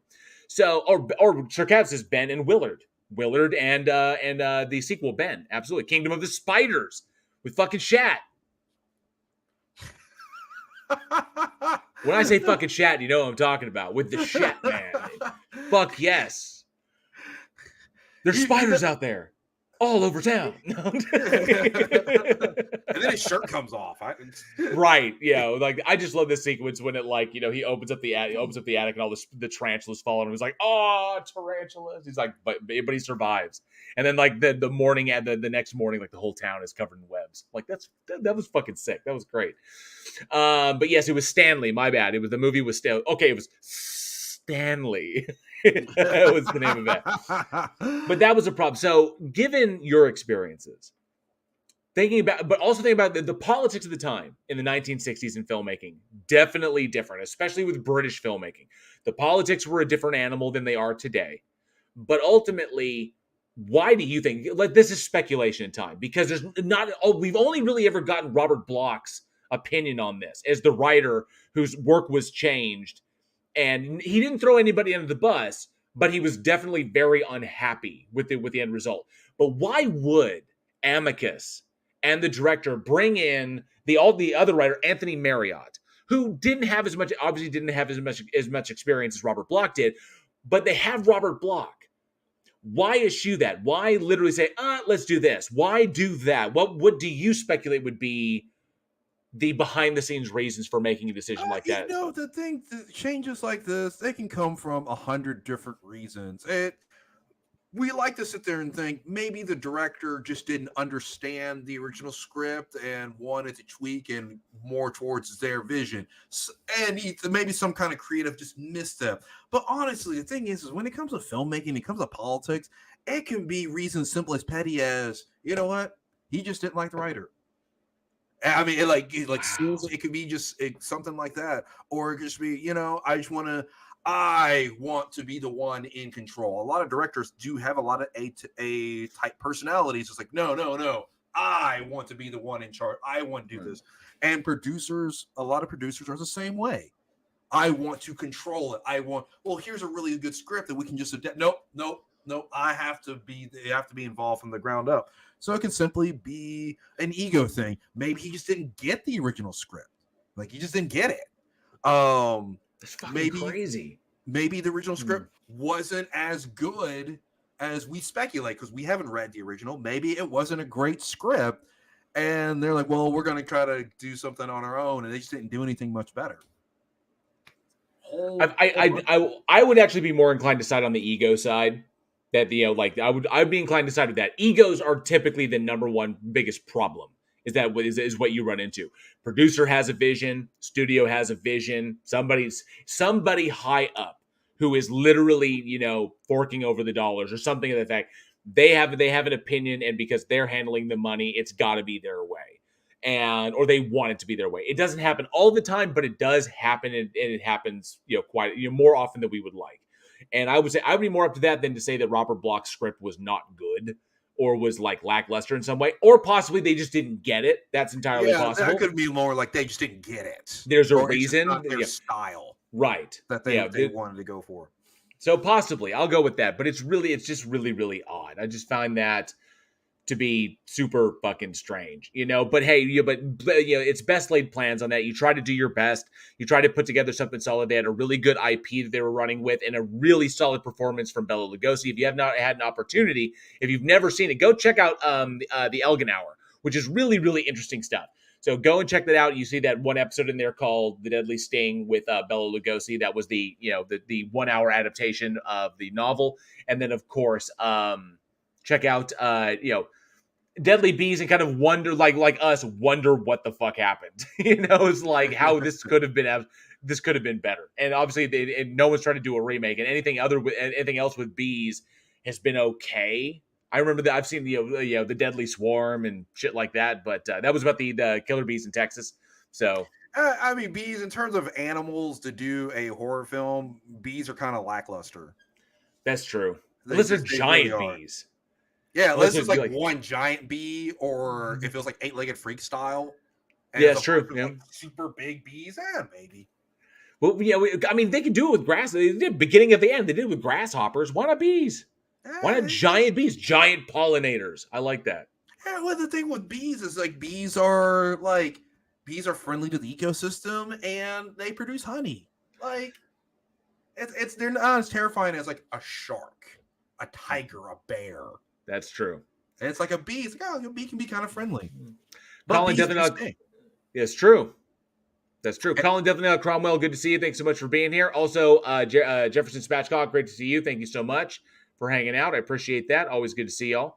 Make sure I saw a couple of new people and make sure I didn't miss anybody else. And yeah, we're good to go. Awesome. So I want to ask the audience, are you afraid of bees?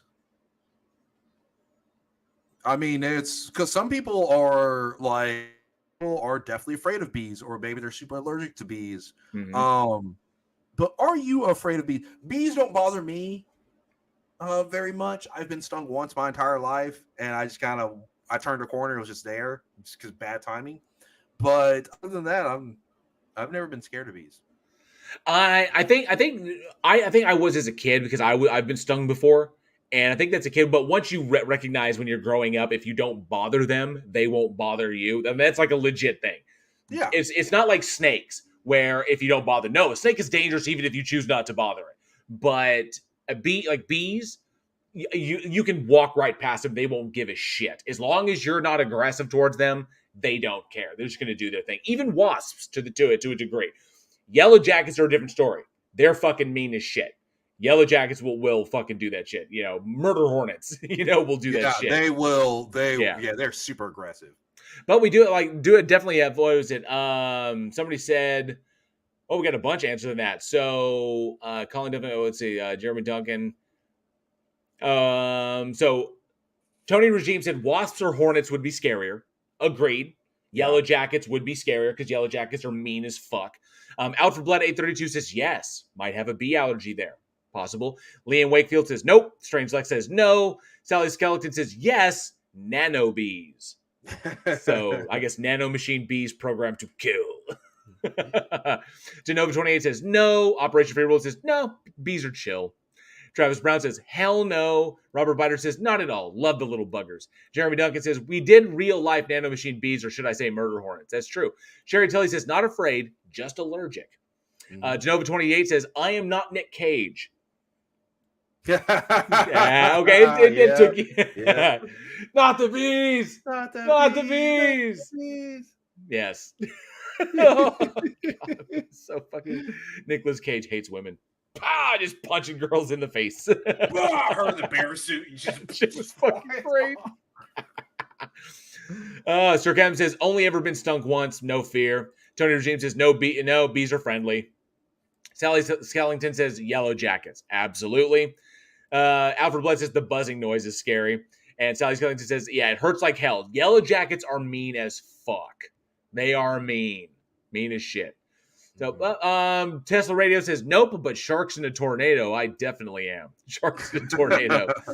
Absolutely. Let me see here. Yeah, so there's a lot of love for bees there. Not a lot of fear for bees. If it probably had been like, the deadly wasps or the killer hornets, or just like hornet. That would have been a good one.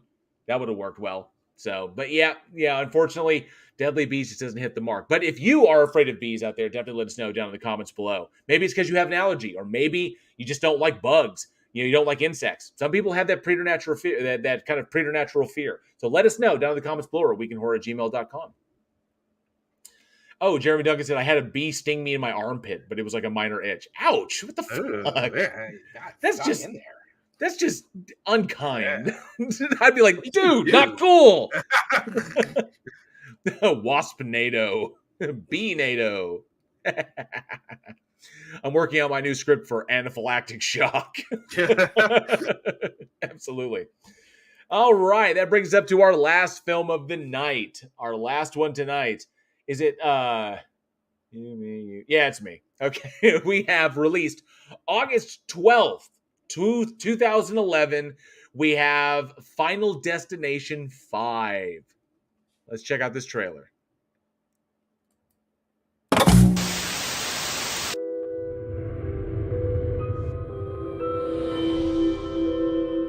see that it's been quite a while since your first consultation. What made you decide to take the leap today? A lot is going on in my life. I don't want to miss anything. When we're done, you'll have perfect vision. You know what? My assistant's giving me an incomplete file. I'll be right back. Hold on, you're leaving?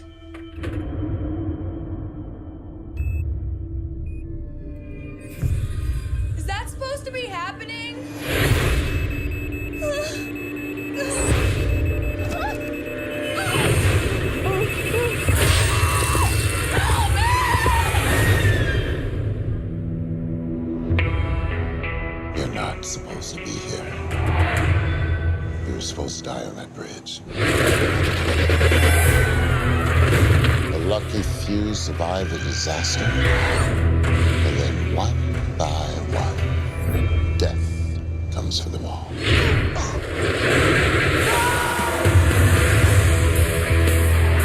Are you saying that we can't stop this?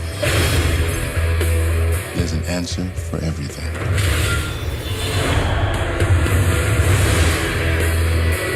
It's kill or be killed. Nobody's safe.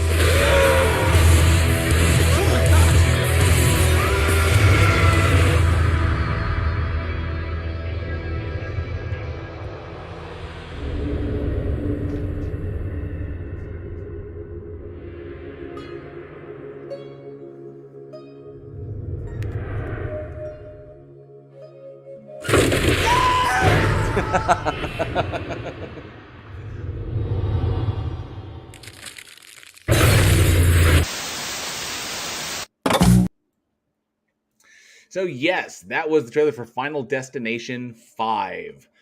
Oh man, yes. So 3D supernatural horror film directed by Stephen Quayle, written by Eric Heiser, and of course starring Nicholas D'Agosto, Emma Bell from The Walking Dead, Miles Fisher, Arlen Escarpeta, David Kitchener, and legendary Tony Todd, reprising his role from the first two films. So I will say this. I will say this up front. Travis Brown said this is one of the best Final Destinations. And I will give him credit. I will give credit to this one. It is better than 3 and 4. Correct.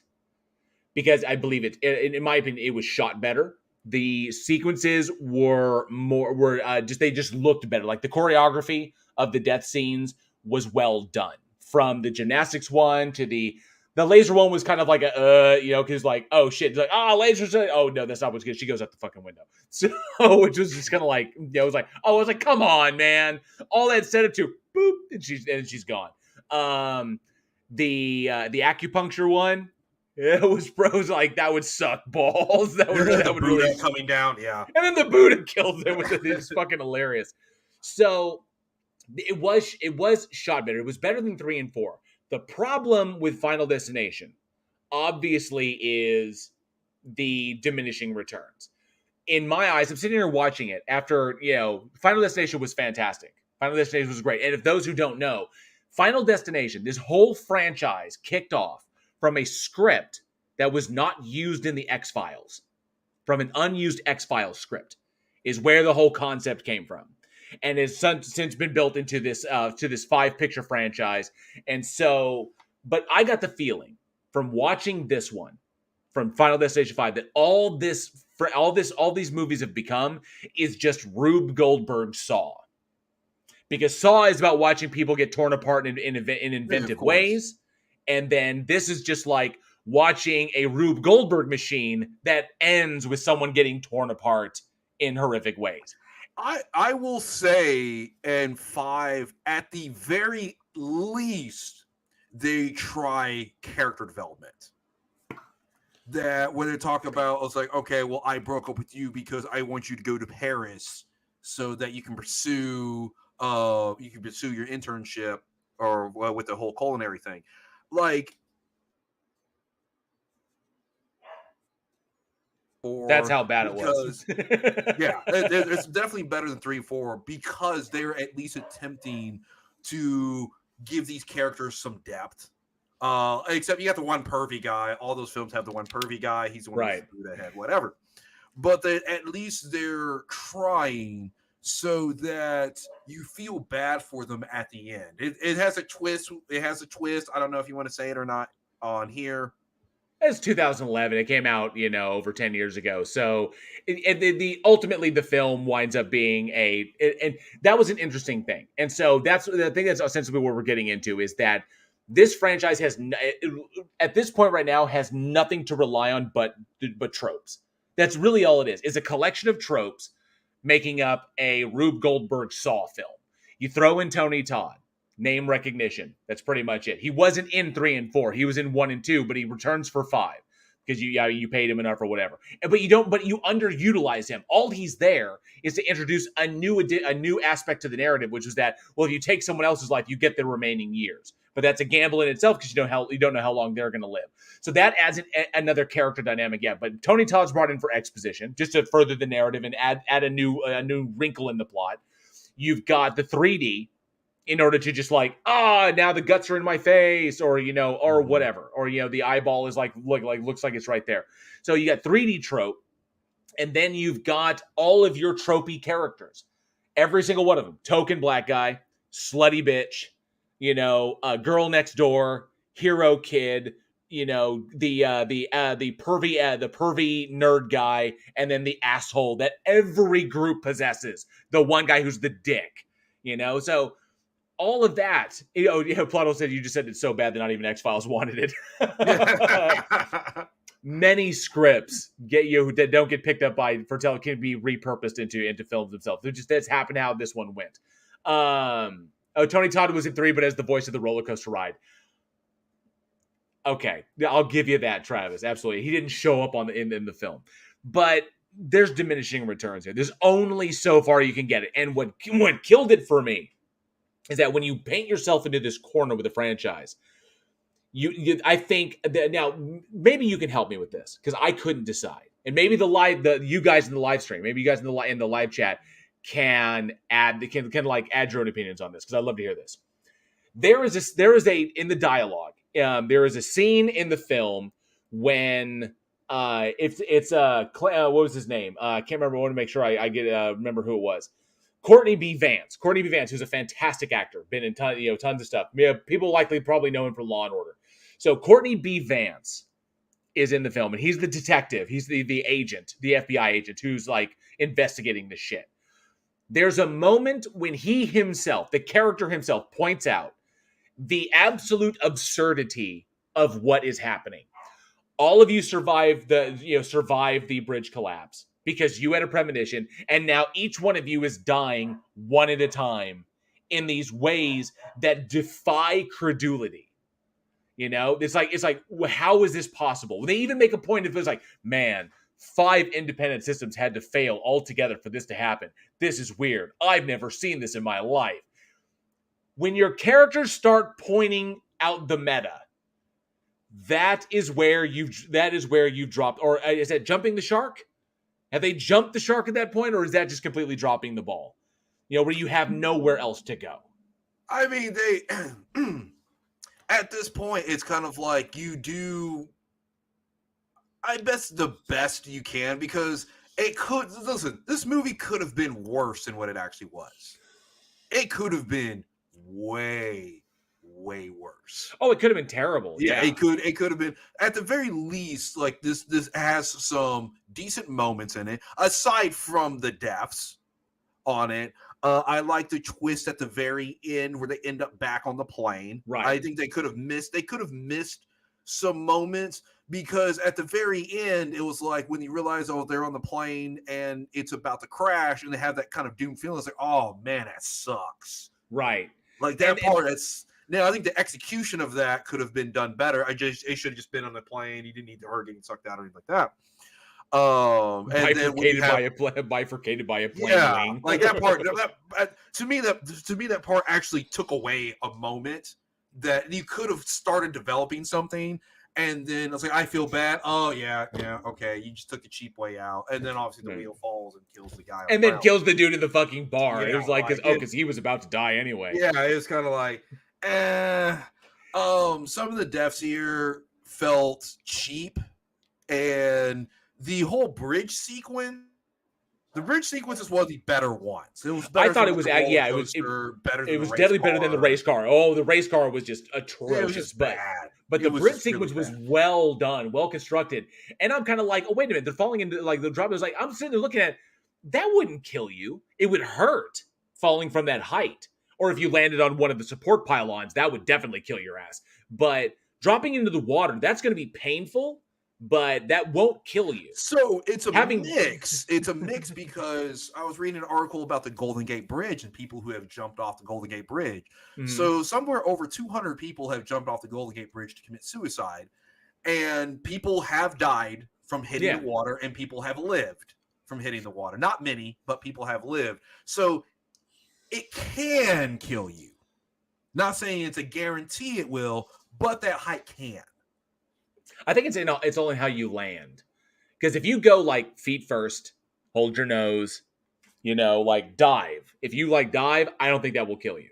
I'm pretty sure you have a good shot. But if you go if you belly flop that shit, if you try to jackknife that shit, I think I think it's a matter of hitting the water at such speed. You inhale the shock of it because that water is cold as fuck.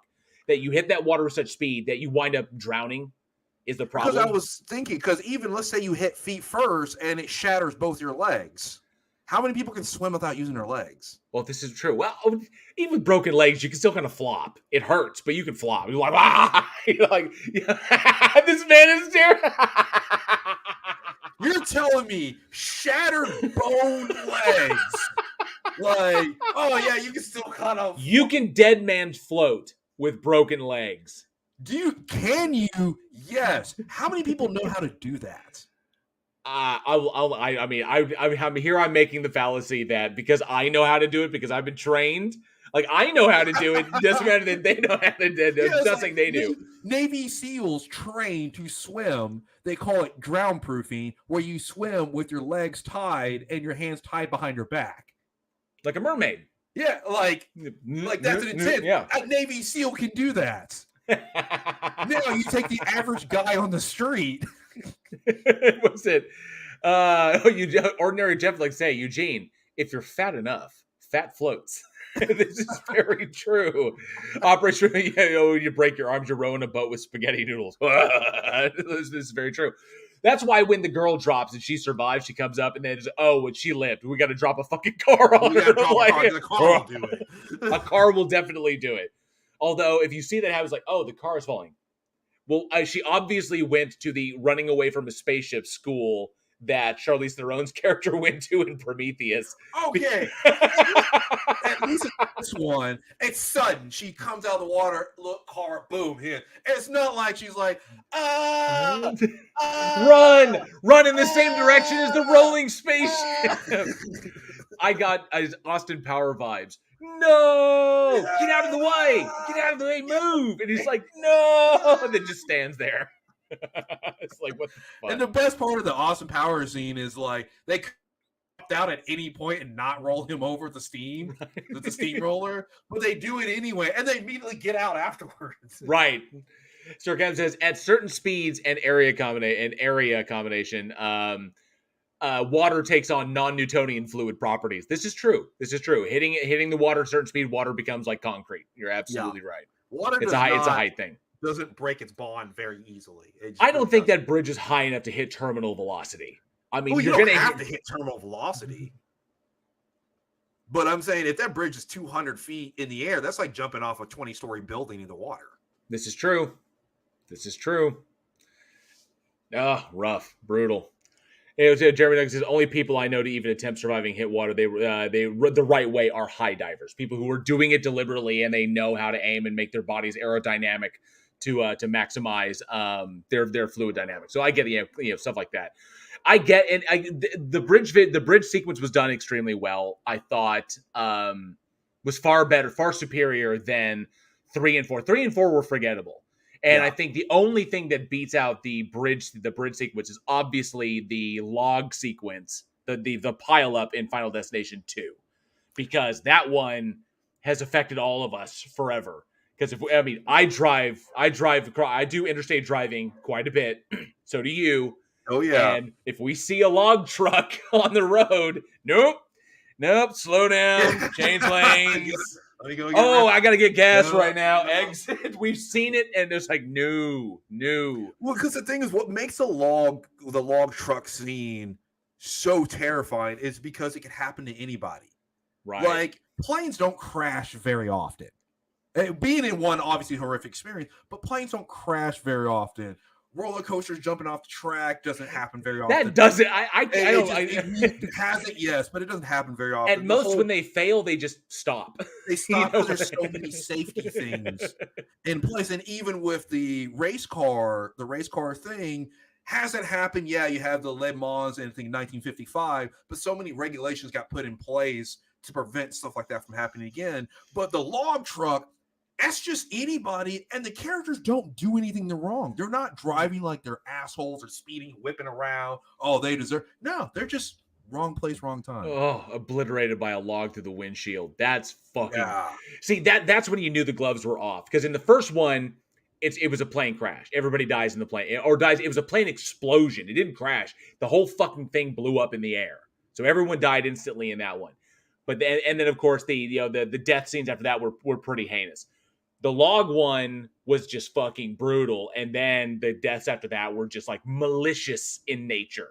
It was like, that wasn't just like, oh, I have to recreate. That wasn't just death correcting that. That was death like, you motherfuckers. now you done pissed me off. And then of course, but that's, I dug the twist ending at the end of Final Destination 5, where it brings it full circle to the first film, and it turns out it's a prequel, which was done very well. Because if you notice, if you go back and realize that this was a movie that took place in before, because Final Destination, the original Final Destination came out. It's like 2000, I think in 2001, something like that. 2000, and then you notice none of the technology of when this came out of 2011 was in the film. All of the technology they utilize is from that, so it's kind of like, oh, you don't notice it.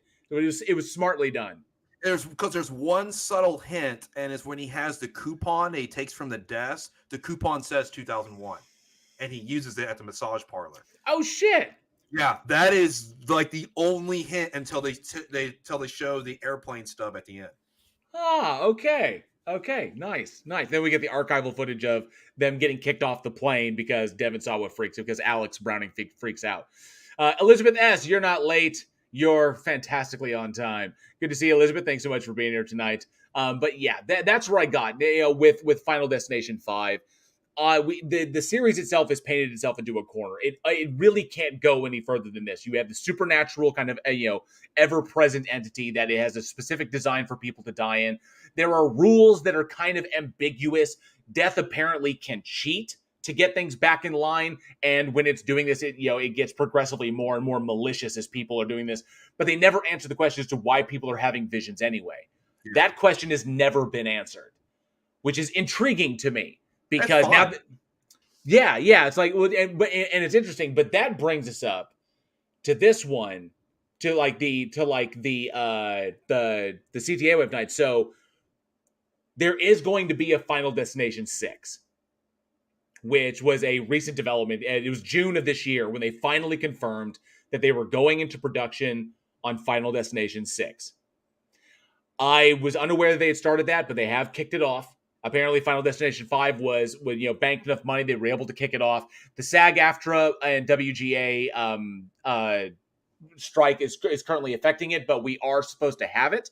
So here's the big question: Final Destination 6, which is titled, I believe, Final Destination Bloodlines, which sounds to me like it might be an origin story, or it might be a start. I'm not 100% sure.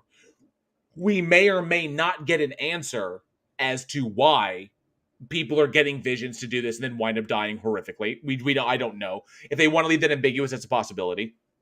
One thing that's really, really interesting is that the directors of Final Destination 6, the reason the two directors, the reason they got that production, though, the reason they got hired to do it is because during the production meeting, when the producers were meeting with them, just to, you have a sit down, kind of get to know each other, talk. Mm-hmm. The two directors orchestrated deaths for themselves, like these intricate deaths during the production meeting for themselves. So if you imagine like a fucking Zoom call, if you're talking to somebody in the Zoom call, then all of a sudden all this shit happens to them in the Zoom call and they wind up dying.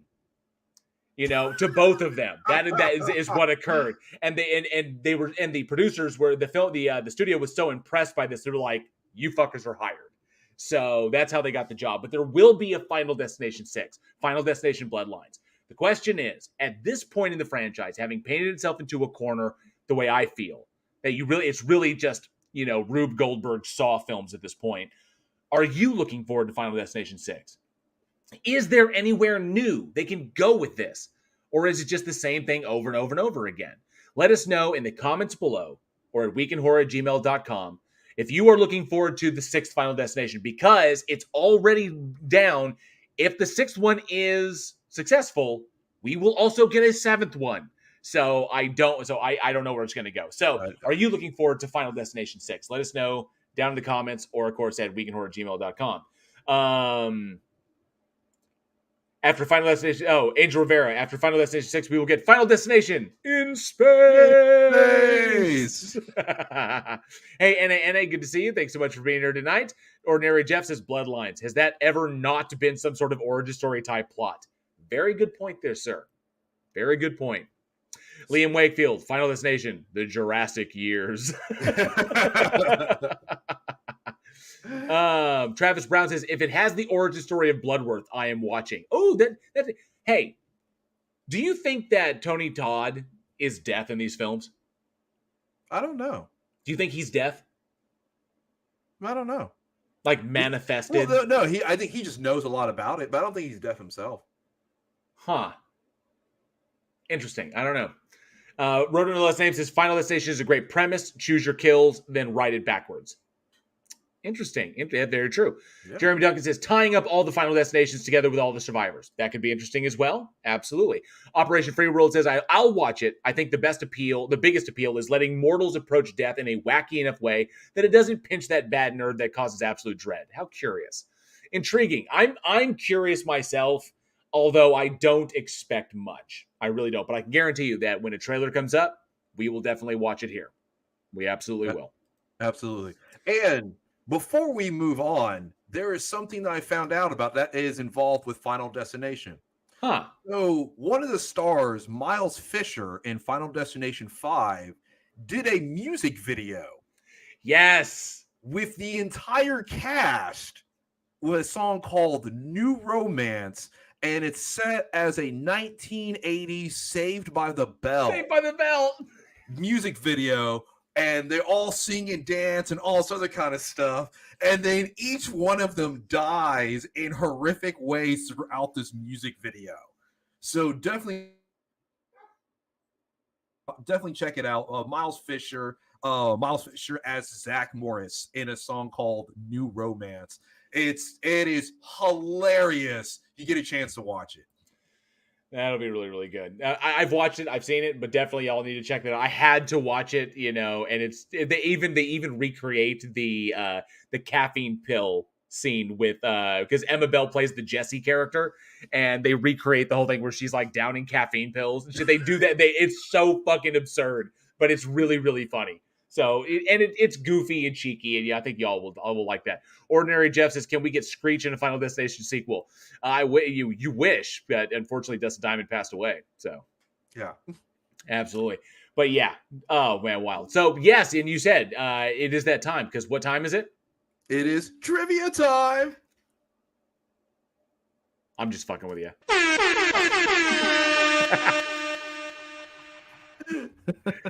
Yes, it is trivia time. The one time that everybody in the live chat is waiting for, because it's the opportunity for them to possibly win some swag from the Week in Horror store. Oh, yes. So the first person in the live chat to get the correct answer to tonight's trivia question will win an item. Holy crap. I think my phone died. Shit, my phone did die. I need... do you have the live chat up? Yeah, I have the live chat up. Okay, awesome. So you got it up too.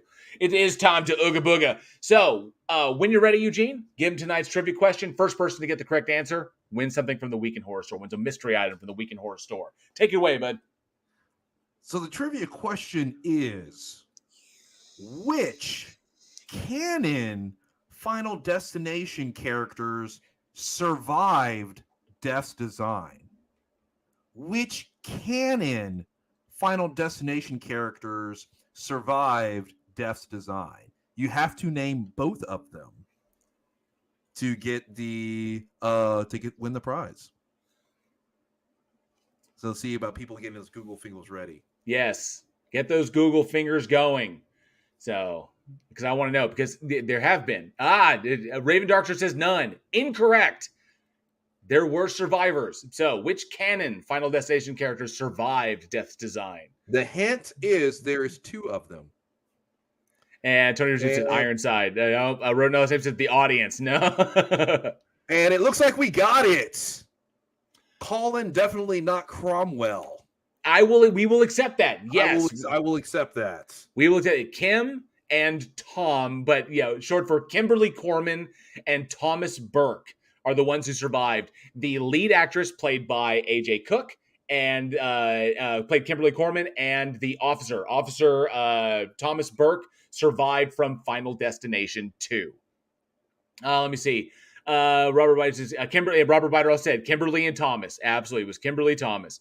And Kimberly and Thomas survived. Casey Cooper said Alex Brown and Claire Rivers and Carter Horton, played by Kerr Smith. Unfortunately, no, because in Final Destination 2, they cleared that up. Actually, Carter was killed by the neon sign outside the French diner in Paris.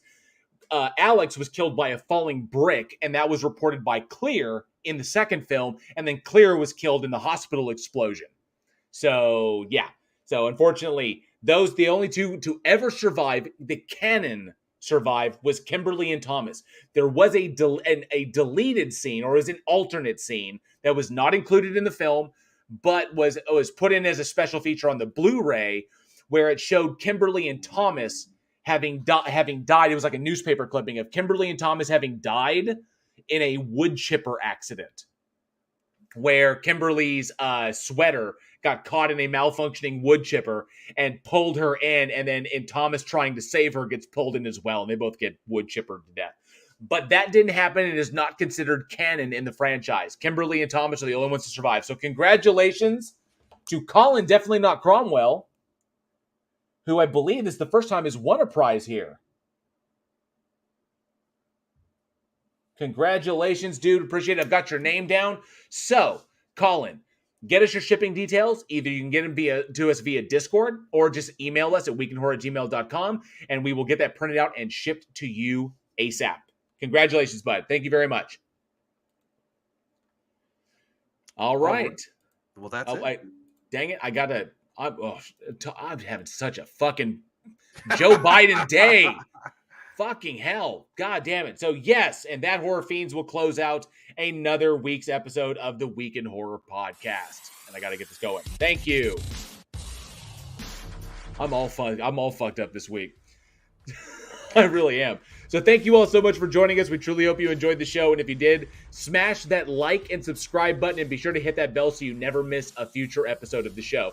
Join us next week when we look back at the demise of a legend in Friday the 13th, Jason Goes to Hell, the melancholy terror of The Bride, Sting and Jennifer Beals, Columbia Pictures' attempt at a classic monster in Cry of the Werewolf, and the divisive remake of the classic Fright Night. We talked about the original before, now we're going to talk about the remake.